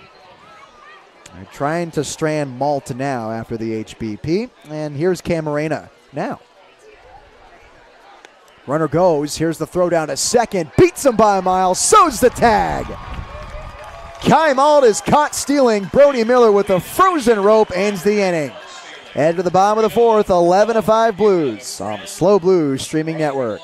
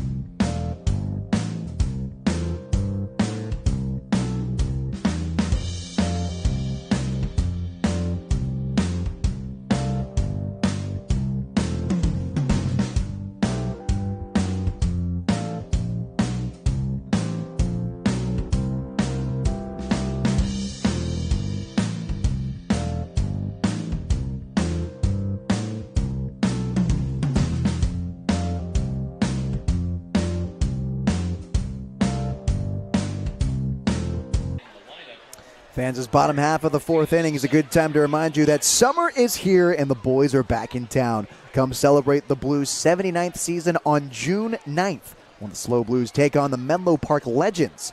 Buy your tickets now at slowbluesbaseball.com for firework night. First pitch is a slider missing inside to Ethan Myers. Rolling back out there, it's Drew Capel. Jack Hickerson just came in for his first Blues appearance, a highly anticipated pitcher for San Luis Obispo. As now the count moves 2 balls and no strikes on Ethan Myers. Certainly has the stuff, that whippy frame, slider and fastball combination as Myers rolls out of the way of that 4-seamer for ball 3. You could see the 3/4 delivery and how it kind of sweeps across the zone, and you can pair that too with a 90-mile-an-hour fastball. 3-0, taking all the way. It's called a strike. An exciting arm for sure for San Luis Obispo this season. It's rare you see a pitcher coming from a school of that caliber here this early. 3-1. Myers watches that one inside for ball 4. And once again, leadoff walk. They're ill-advised and they can come back to haunt you. And Ethan Myers trying to do that right now with Diego Murillo, who has had his struggles up at the plate when he gets an opportunity to swing at a pitch. He struck out swinging his first time up and eventually got his get-back getting hit by a pitch later that same inning and came around to score. After that, had a weak pop-out to the first baseman Rivas down the right field line.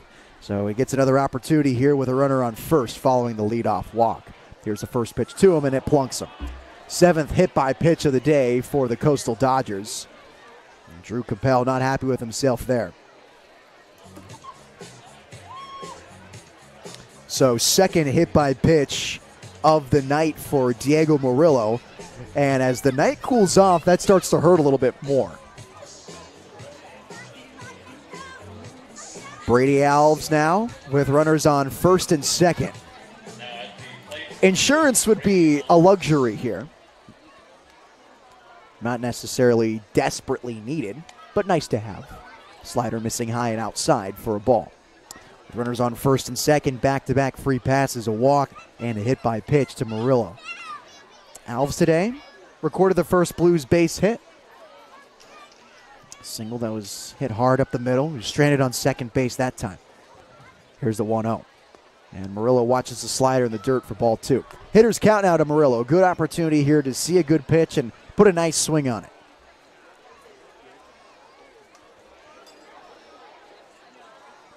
From the stretch, inside move. And there will be no throw over to the bag. Quickly hitting reset is Capel on the rubber. Here's a 2-0. Murillo with a half swing on the elevated fastball for a strike. And if you're going to get in a 2-0 count and swing at a pitch, you got to be 100% confident because it's one you absolutely love. Seems like Murillo almost rationalized swinging at that one. Here's the 2-1. Another floater down the heart of the plate for a strike. Looked like it was a changeup that time to give up the count at 2 balls and 2 strikes. Murillo did some damage at Northeastern State last year with his .421 slugging, 4 bombs, 11 doubles, and 2 triples. And he hits it off the hands here in front of the Blues dugout. Playable, and the catcher, Carter, catches it. What a play by Carter, sliding on his rear end in front of the on-deck circle to record the first out of the inning.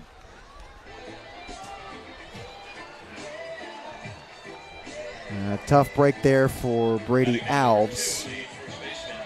As Comerford steps into the batter's box with 1 gone and runners on first and second.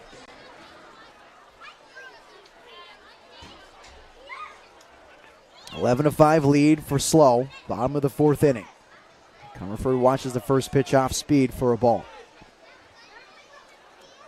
Brendan last season with the Blues, a .218 average, a .304 on base, and a .328 slugging. It's good for a .631 OPS plus. Underperforming for his standards. He had over 1,000 OPS this season. This one sent straight back in the net for strike 1.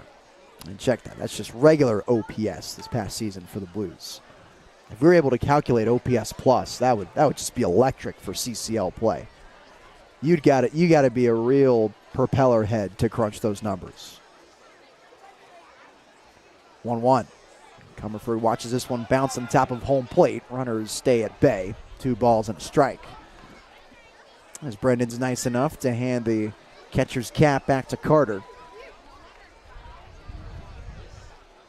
2 balls and 1 strike as the last few planes take off from the SLO airport. And the sun falls behind Madonna Mountain. 2-1 hits Brendan. 8 hit by pitches this game. Second one this inning. And Capel made it look easy in the 3rd. Allowed that base hit, but then got the strikeout in the double play. Now the command's falling quickly. And the Dodgers assistant coach hustling out there to talk to his righty, who was visibly frustrated with his hands on his hips. So the hit by pitch to Comerford loads the bases. Brendan was hit by a pitch last night too, and then was hit by 2 different throwdowns to the bag.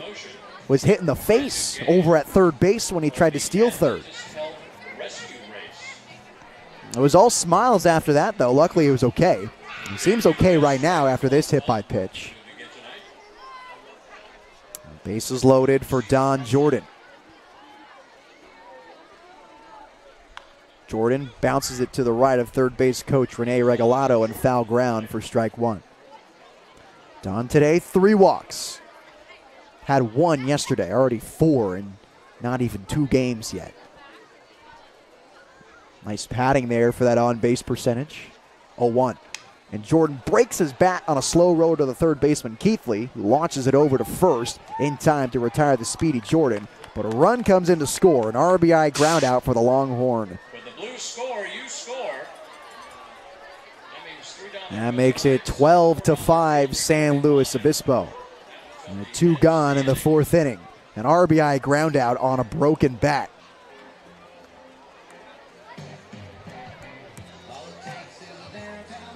So now runners on second and third for Gavin Smith.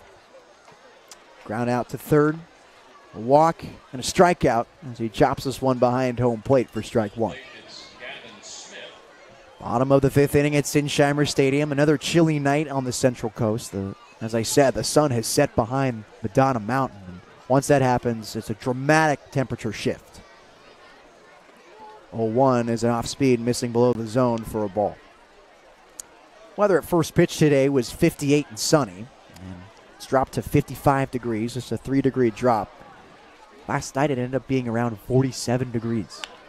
This one hit hard into center field. Malt has got it and makes a two-handed grab to retire the side, but not before the Blues tack on another run. It's 12-5, San Luis Obispo heading to the top half of the fifth on SLO Blues streaming network.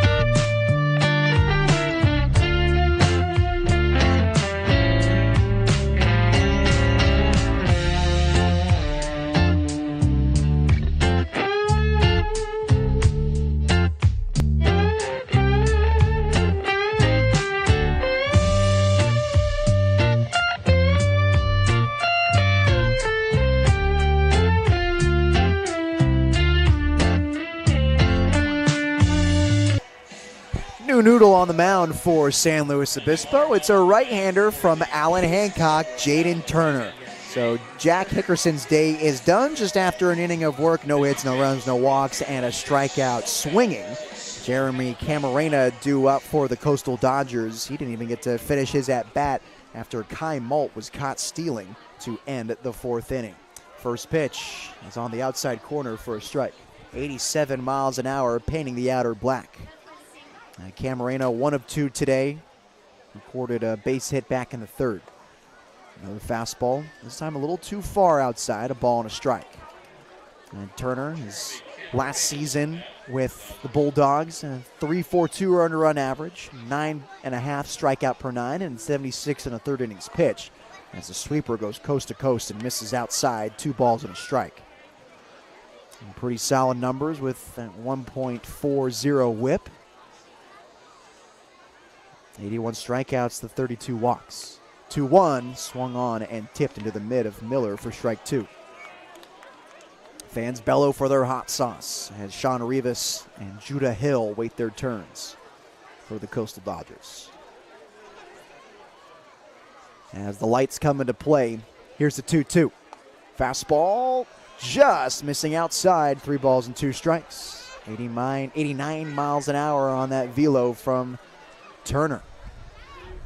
Again, you talk about the pitching depth that the Blues have this summer. We've seen some pretty lively arms already. Payoff pitch, swung on and miss.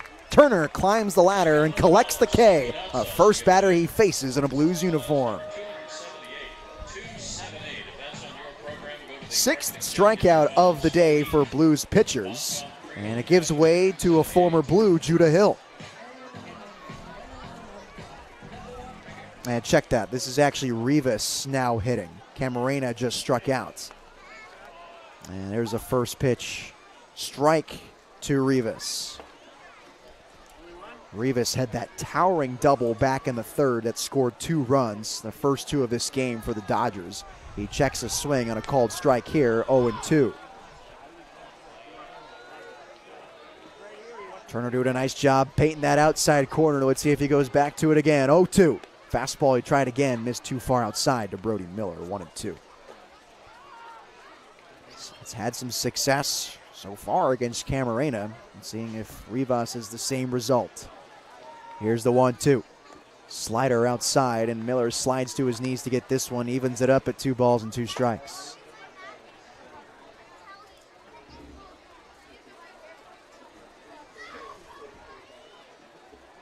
Two balls and 2 strikes with 1 gone. Fastball missing high and outside, 3 balls and 2 strikes. And Hill kind of nibbling away at these Dodger hitters, wondering if he'll ever come in the kitchen with that 90-mile-an-hour fastball. Seems to have some life. Here's the payoff pitch. Heater gone the opposite way, and it falls for a base hit. Jordan takes a steep angle on it, and he'll get it in right field. Rounding first and heading to second is Rivas, the second double of the night for Sean Rivas. And this one hit hard in the right center gap. Was able to race from first to second in plenty of time. Jordan kind of took a rough angle on it. 95 miles an hour off the bat. And it's squared up. Batting number 22, Judah Hill. So now here's Judah Hill, a former Blue, digging in now. 1 gone following the Camarena strikeout. Hill 1 for 2 today, lined out to left, and drove in a run with his single in the fateful 3rd inning for the Dodgers.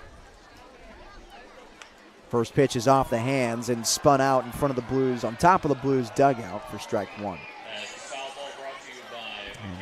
Judah played for the Blues last year when they were desperate for players to begin the season. This year, it's a completely different story. It seems like a lot of the crew is here. And the way they're pitching, especially with the stuff of Turner, how good it looks. Could be a fun summer ahead for this squad. 0-1. Slider, nice pitch there, hitting the outside corner for strike 2. Between Jack Hickerson, his talent and caliber of a Big 12 pitcher at Baylor, and Jaden Turner, and you get Jackson Howell coming back soon. He pitched a bullpen yesterday. Good stuff from Byron yesterday for the Blues. 0-2. Slider missing outside. Brody smothers it for ball 1. And those few names alone, including Chase Rogers, who's got some funky stuff, if you can retain those guys throughout the summer, could be a good time for you if you're Dean Trainer and staff.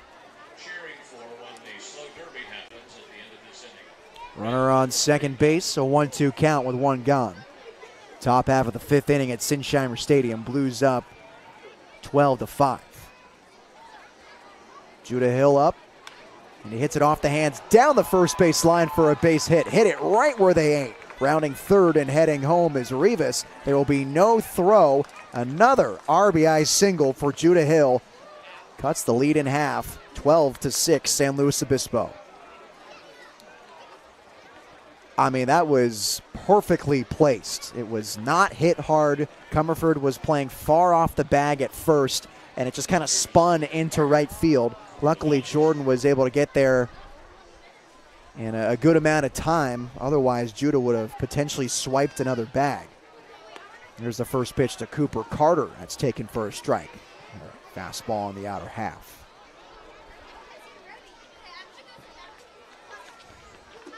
So a 12-6 game now.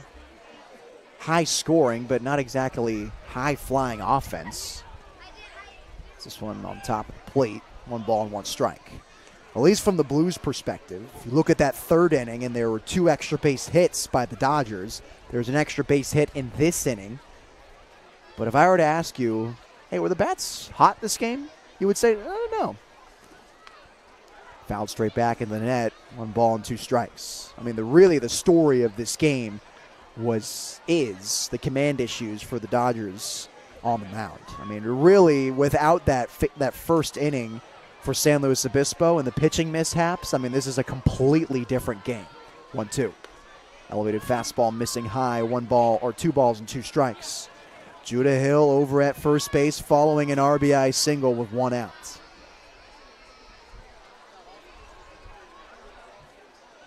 Two from Hill. Slider missing way outside. Miller smothers it. 3 balls and 2 strikes now. You got to wonder how different this game would look if the Blues didn't get so lucky in that first inning. The Dodgers have barreled up the Blues staff well. You can always go back to at least they're throwing strikes. 3-2 is towered high above home plate. Miller thinks he's got a beat on it, and he makes the grab. The catcher, Brody Miller, scaling the fence behind home plate, makes the snag for the second out of the inning. A nice play. It's a tough one to make. You talked about last night the twilight sky with Ryan Giacomini on the broadcast. We're slowly getting to that point. We're not quite there yet.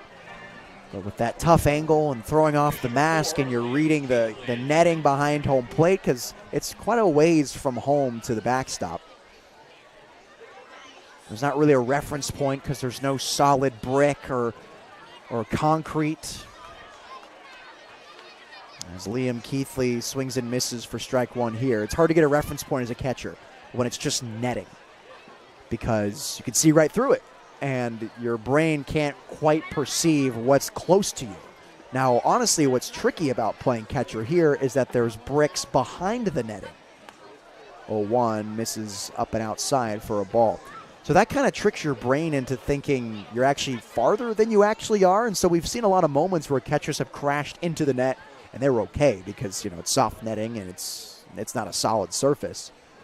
But that's what was great about Brody Miller's play right there. He was able to scale it correctly.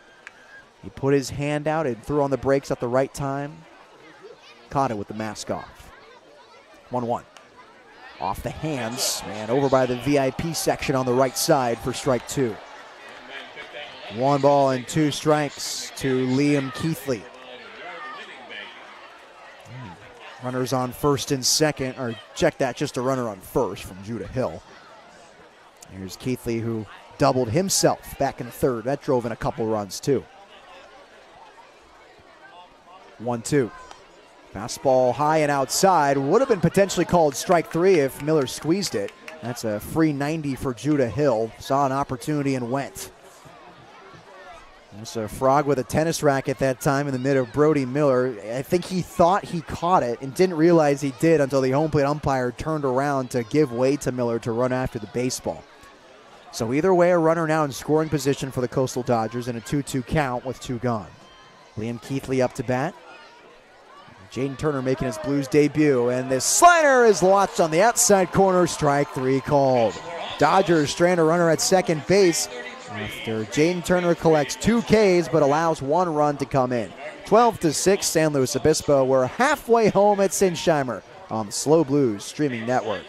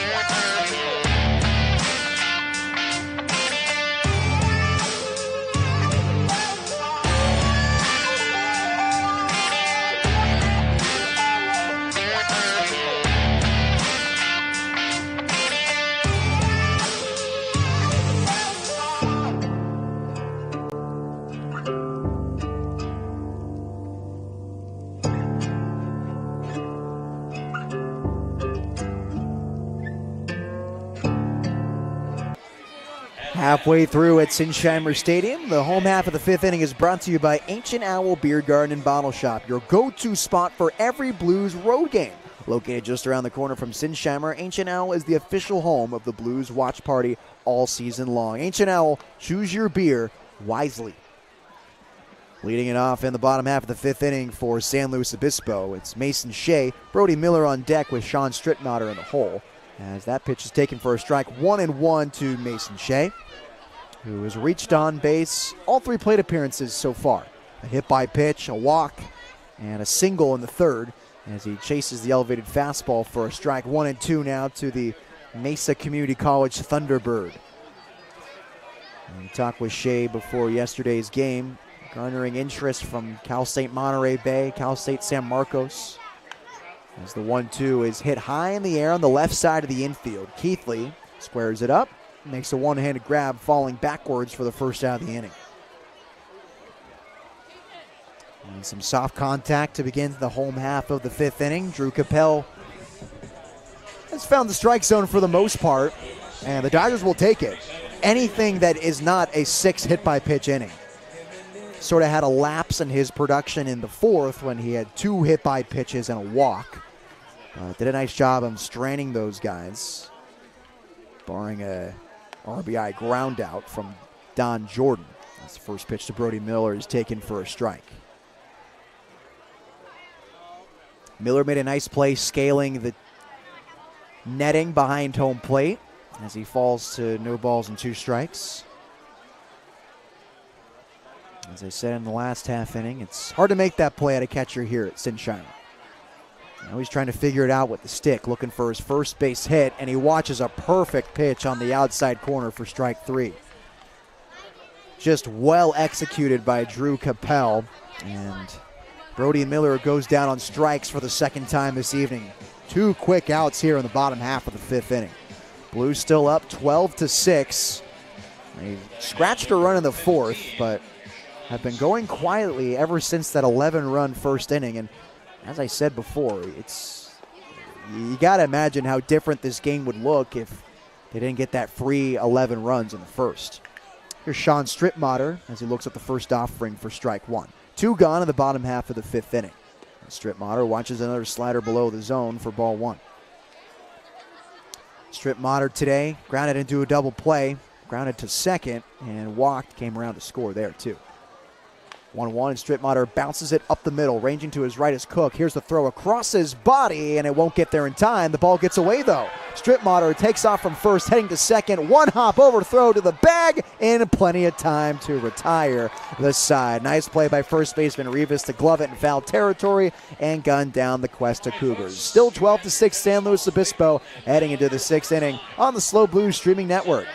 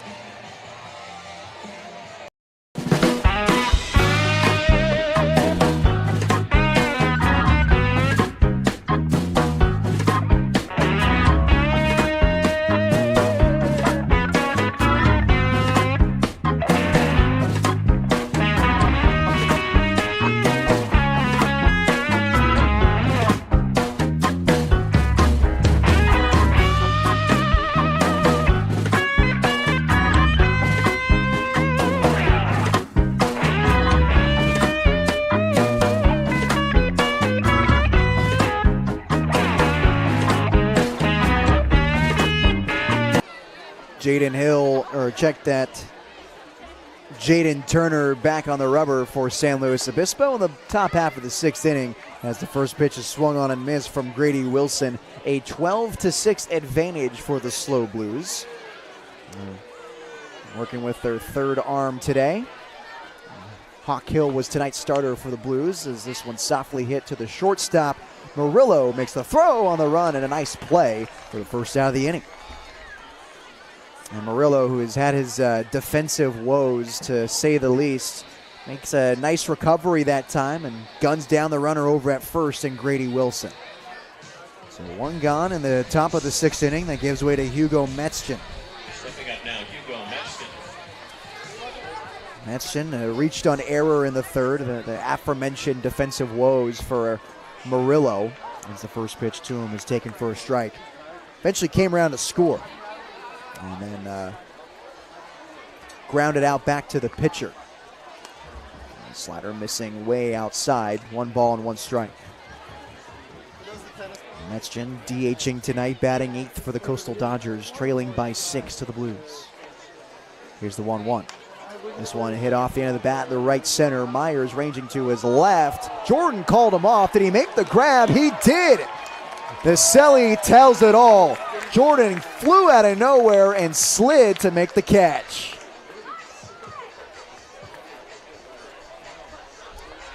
From my vantage point, it looks like that was Myers' ball all the way in, and from the last second, Jordan flew in to make the grab.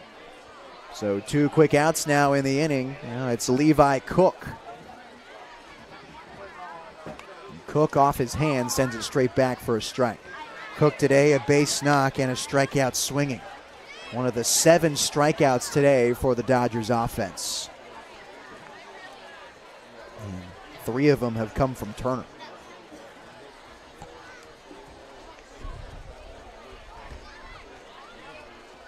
Here's the 0-1 with 2 gone.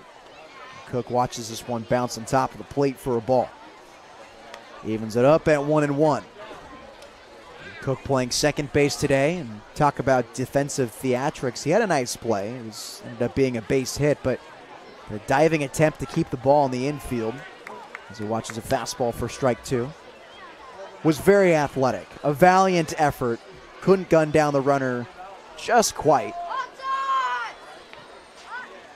1-2. Swing and a miss. Strike 3. The side is retired. 3 up, 3 down. Defensive fireworks out and right, and Turner caps it off with a K. 2 quick half innings, and at Sinsheimer Stadium, Blues still up 12-6, heading to the bottom half of the 6th on the SLO Blues streaming network.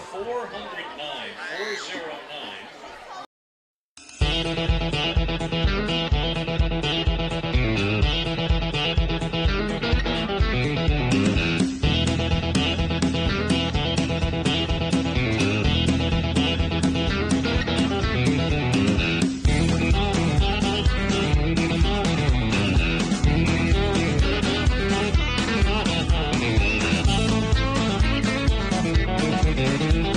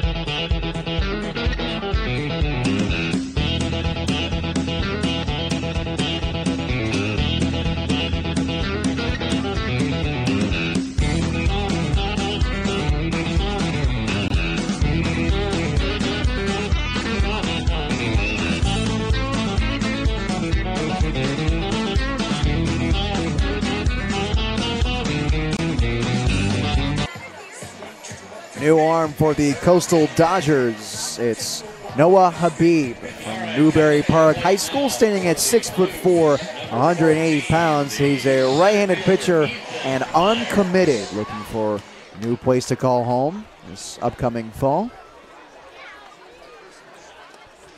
And he'll deal with Ethan Myers for his first batter. And a 12-6 lead for the Blues in the bottom half of the sixth inning, as the first pitch misses inside on the fastball. Myers today, a couple of walks and was hit by pitch. Here's the 1-0. Myers watches that one inside as well, 2-0.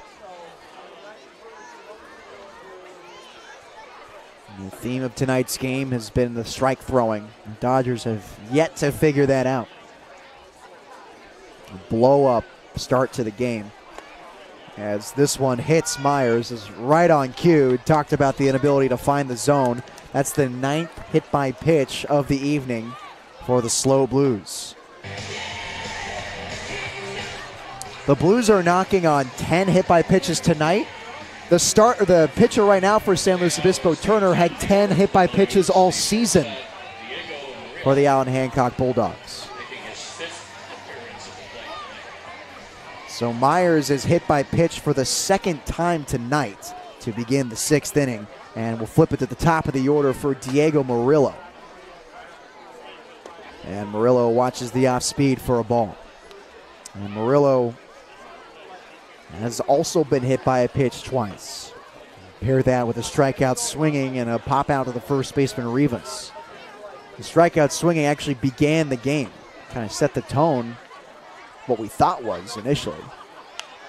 So he hits it off the end of the bat and over the Blues dugout on the right side for a strike.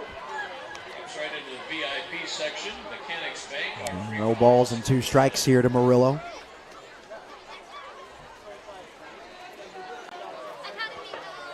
Diego played shortstop at Cuesta when he was here in SLO before Northeastern State. Played in 81 games across 2 seasons, a .302 average in his career. So changeup misses below the zone for ball 1. Had 20 doubles in his career as a Cougar, 15 as a sophomore in 2024. Drove in 47, stole 11 bags, and played for the Alton River Dragons the past 2 seasons in summer. He hits this one hard to right center. Wilson's got a beat on it, though. Makes a 2-handed squeeze for the first out of the inning. And F9 for the first out of the 6th. Now it's Brady Alves. And Alves at bat last time he was up resulted in one of the most gut-wrenching things that can happen to you as a player. It's a pop out to the catcher. Carter made a nice play over near the on-deck circle for San Luis Obispo. Now Alves is looking for revenge. He does have a base hit today. Recorded his first knock in a Blues uniform. A runner on first base. The first pitch bounces on top of home plate for a ball. Carter keeps it at front, and the runner stays at bay. We talk about the academic weapon Brady Alves was in high school. Now at Butte Community College, a 4.25 grade point average. That's with playing 3 sports: baseball, basketball, and football. He waves at the off speed here, a ball and a strike. He's willing to play anywhere, and there's a lot of guys on the Blues that have that same sentiment. A lot of utility players are just looking for an opportunity at the next level. And Alves is no exception. Produced some pretty legit numbers in his high school career, too. 1,000-plus OPS 3 of the 4 years he played varsity baseball. Speed misses outside, 2 balls and a strike. His best OPS season coming in his sophomore year, 11.24 back in 2022. 2-1. Alves watches that one low. Fastball in the dirt. 3 balls and a strike now. Hitter's count to a hitter who has proven to do some damage, at least at the high school level. And at the high school level, they play about 30 games a season. Mostly a doubles guy. 21 doubles in his high school career. And 2 triples as well. But a hit machine. An on-base machine. 3-1. Just underneath this one. Second baseman Cook ranges to his left. feet in the outfield. He makes the grab for the second out of the inning. So if they're just missing that pitch, there's 2 gone, and it's Brendan Comerford. And it's Comerford, who is known to hit baseballs right on the nose, is still looking for his first base hit of the summer. 0 for 1 yesterday with 2 walks and a hit by pitch, and today a hit by pitch and 2 walks as well. It's been an on-base machine for the Blues. But what they'd really like to see is him mash. Looks at a pitch downstairs for ball 1. Runner still at first. It's Ethan Myers, who was struck by a pitch to begin the inning. Blues up 12-6. 1-0. Comerford watches that one go for the Birds for ball 2. So now a 2-0 count, and Comerford sitting pretty on one he likes and can hammer. Wind is still blowing out to left field. I've never seen anything like this in my 3 years of doing Blues broadcasts. Wind is usually dead by now. Beacom scooches out of the way of that one. 3 straight balls on the 3-0 count. And Don Jordan awaits on deck. He made a spectacular play in right field on the sliding catch and confirmed it with a pretty cool celebration. 3-0. Comerford ducks out of the way, and that's a 4-pitch walk. Already the 5th walk of the summer for Brendan Comerford. We're not even through 2 games yet. So a hit by pitch and a base on balls puts runners on first and second. And another guy that Dean Traynor and crew would like to see barrel some baseballs is Don Jordan. We've hyped up the barrel. We've seen the speed. We've seen the defense. Waiting for that final Thanos stone of 5 tools for Don Jordan. First pitch, and Jordan hits this one hard to center. Playable for Malt, though, as he circles it, makes a 2-handed squeeze for the final out of the inning. But there was a sneak peek there at how Don Jordan can cue a baseball.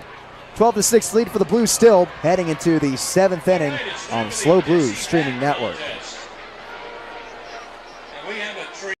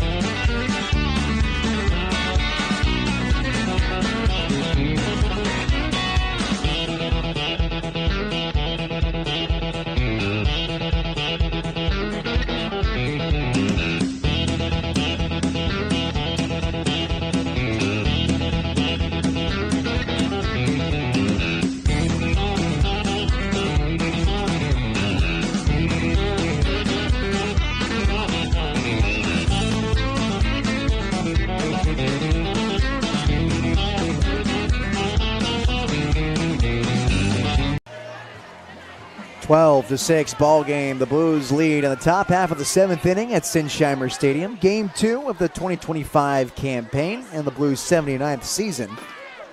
Jaden Turner is back out there to face the Dodgers again. The first pitch to the first batter he faces, Kai Malt, misses inside for a ball. Malt trying to figure it out today. He had a rough time yesterday going 0 for 4 with a strikeout. And he might have figured it out here as he hit it hard to Alves, and he made an awkward catch out in left field. And talked about how hard it is to play outfield at Sinsheimer Stadium, especially at this time of night as the twilight sky is coming into play and the way balls kind of spin out and left with the wind, the crosswind out there. Alves did a nice job. He had a nice beat on that ball that was hit pretty well to him. Almost had to crouch to get it. But either way, it's an L7 in the books, and 1 out in the 7th inning. Jeremy Camarena now is the recipient of strike 1 off Jaden Turner, who has been a pretty nice strike thrower in his outing so far for the Blues, first time with SLO. Swing and a miss on the elevated fastball for strike 2. You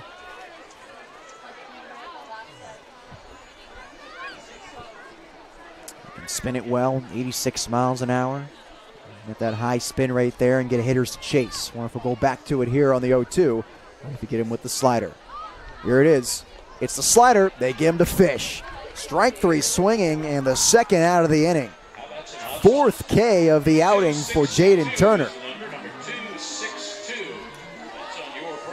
The stuff is there. Rivas and Hill handled him pretty well, but other than that, he's been getting some soft contact and he's getting the strikeouts too. So now 2 gone for Judah Hill. Hill watches that one down the plate for a strike. Hill 2 knocks today. Both of them drove in runs. Scored a run himself. And hit a ball pretty hard to Alves out in left field, who's been getting some action out there. The twilight sky in display. Communication's going to have to be on point in everyone in the field. 0-1. There's another heater in there for a strike as well. 0-2 to Sean Rivas. And 2 doubles tonight. Slider outside, and Rivas doesn't bite. 1 ball and 2 strikes. And check that. It's not Judah Hill, it's Sean Rivas. But he has a pair of hits today, too. 2 doubles and the same amount of RBIs. 2. And the same amount of runs scored with 1. 1-2. He's late on it and rolls it in front of the Blues bullpen. A ball and 2 strikes still. Rivas has had a couple balls on the screws tonight, including a deep, deep double in the left center gap. Here's the 1-2. Fastball taken on the corner for strike 3. That's the bread and butter for Turner right there. He walks with some swag back in the dugout as he strikes out Rivas to end the inning. Still 6-12, or still 12-6 Blues. Heading into the home half of the 7th. It's time to stretch on the SLO Blues streaming network. All right, fans, if you want to stand up, you can, or just give a little stretch.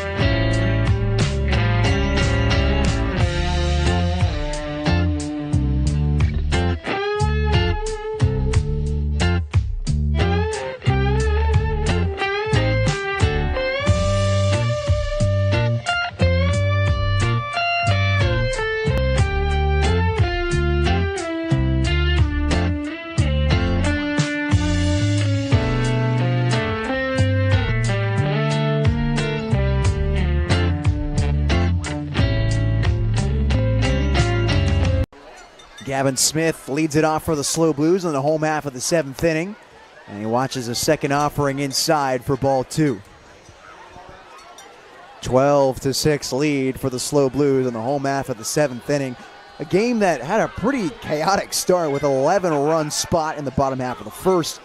As this one almost hit Smith in the head. He has to duck out of the way for ball 3.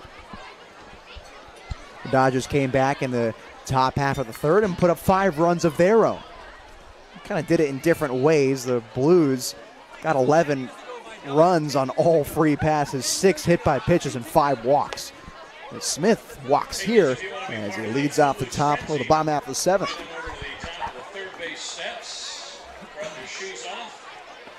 Get ready for that contest that's happening in the end of this inning. Have to be 6 years or older. That's the 13th walk of the night for the Blues offense. Kind of been a tale of 2 pitching staffs tonight, if you will. The Blues have been able to find the strike zone pretty well, as the throw over to first is not in time. They found the zone well, as no Dodgers have walked tonight. Another pick over at first to try to get Smith, and it's not in time again. As the 13 for San Luis Obispo. And it's Mason Shea now with a runner on first and Smith. And Shea watches that one go by, 1 ball, no strikes. Shea recorded a base hit back in the third. And pair that with a pop out to third baseman Keithley. Will hit by pitch and a walk. 2-0. And Shea watches that one go on the outside corner for a strike. And pretty much if you're a Blues hitter, there's a pretty solid chance tonight that whatever you did is paired with a hit by pitch and or a walk. Almost 100% actually. This one kicks off the foot of Carter, taken off towards second base, and Smith will get there with no problem. A wild pitch towards Smith, second base. A runner in scoring position for the Blues.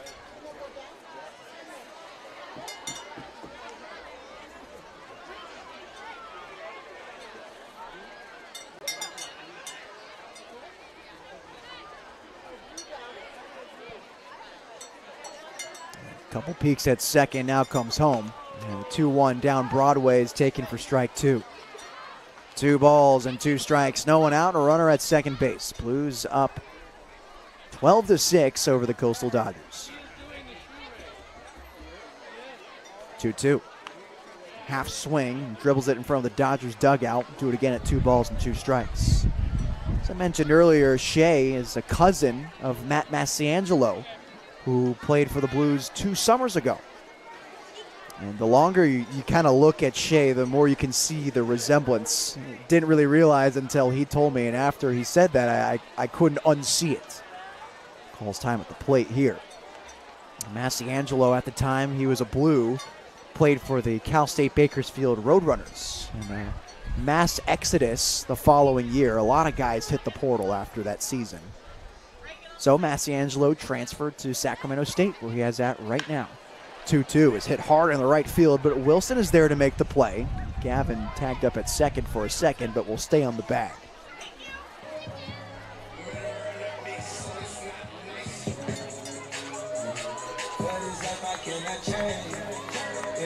So the line out to right, and it's now Brody Miller, who has a short meeting with Rene Regalati. Miller has had his fair shares at of struggles at the plate tonight. 2 strikeouts, one of them looking. Last at bat, he struck out looking. A tough call, and the one swinging, he was completely fooled by an off-speed in the dirt. So now a loud out and a runner at second base, and Brody Miller, who, you guessed it, paired his Ks with a hit by pitch and a walk. A lot of shuffles at second for Smith as Miller chases a changeup for strike 1. I think for Brody right now, just trying to create a plan of attack here.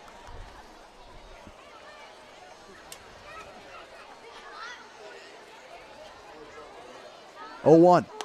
And Miller watches that fastball. That was close, but Not enough. 1 ball and 1 strike.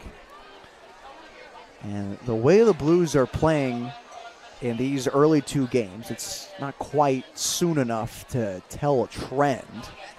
As the 1-1 misses downstairs, the appeal, and they say went around. Didn't look like from our vantage point that Miller went around that time. And that's a frustrating thing right there. When things aren't going your way and you get a call like that, it's hard to come back from. But what I was saying is it's hard to tell a trend this early in the season, but the way the Blues have been playing the last 2 nights, it has not been sustainable baseball. There hasn't been high exit velos. There hasn't been a lot of barrel rates. I mean, the Blues have 2 hits and 12 runs. Last night, they only had 4 hits and 5 runs. And if you were to look at those scores, you would think there was a lot more hits, but that would not be true. This one misses outside, and Carter keeps it in front. 2 balls and 2 strikes. So the key for the Blues, I think, for these next 2 games, and if you got the Kings tomorrow and on Memorial Day Monday, we'll be here on the Slow Blues streaming network for you to hear that. The key is to square up baseballs. And the pitcher is to keep throwing strikes. 2-2. High and outside, no chance there. 3 balls and 2 strikes. Because, yes, it's frustrating to give up 6 runs against the Dodgers if you're the Blues. And, you know, Hawk Hill had some lapses in where the fastball was being placed. But you'd rather have that problem than be the Dodgers and not be even close to the strike zone. 3-2, towered into right center. Tough to see in that twilight sky. Wilson coming in, and the second baseman, Cook, clanks it off the glove. Smith tagged from second and can easily cruise into third. A lucky pick that time by Keithley to keep it playable. An error for the second baseman, Cook. Let's runners at the corners for the Blues.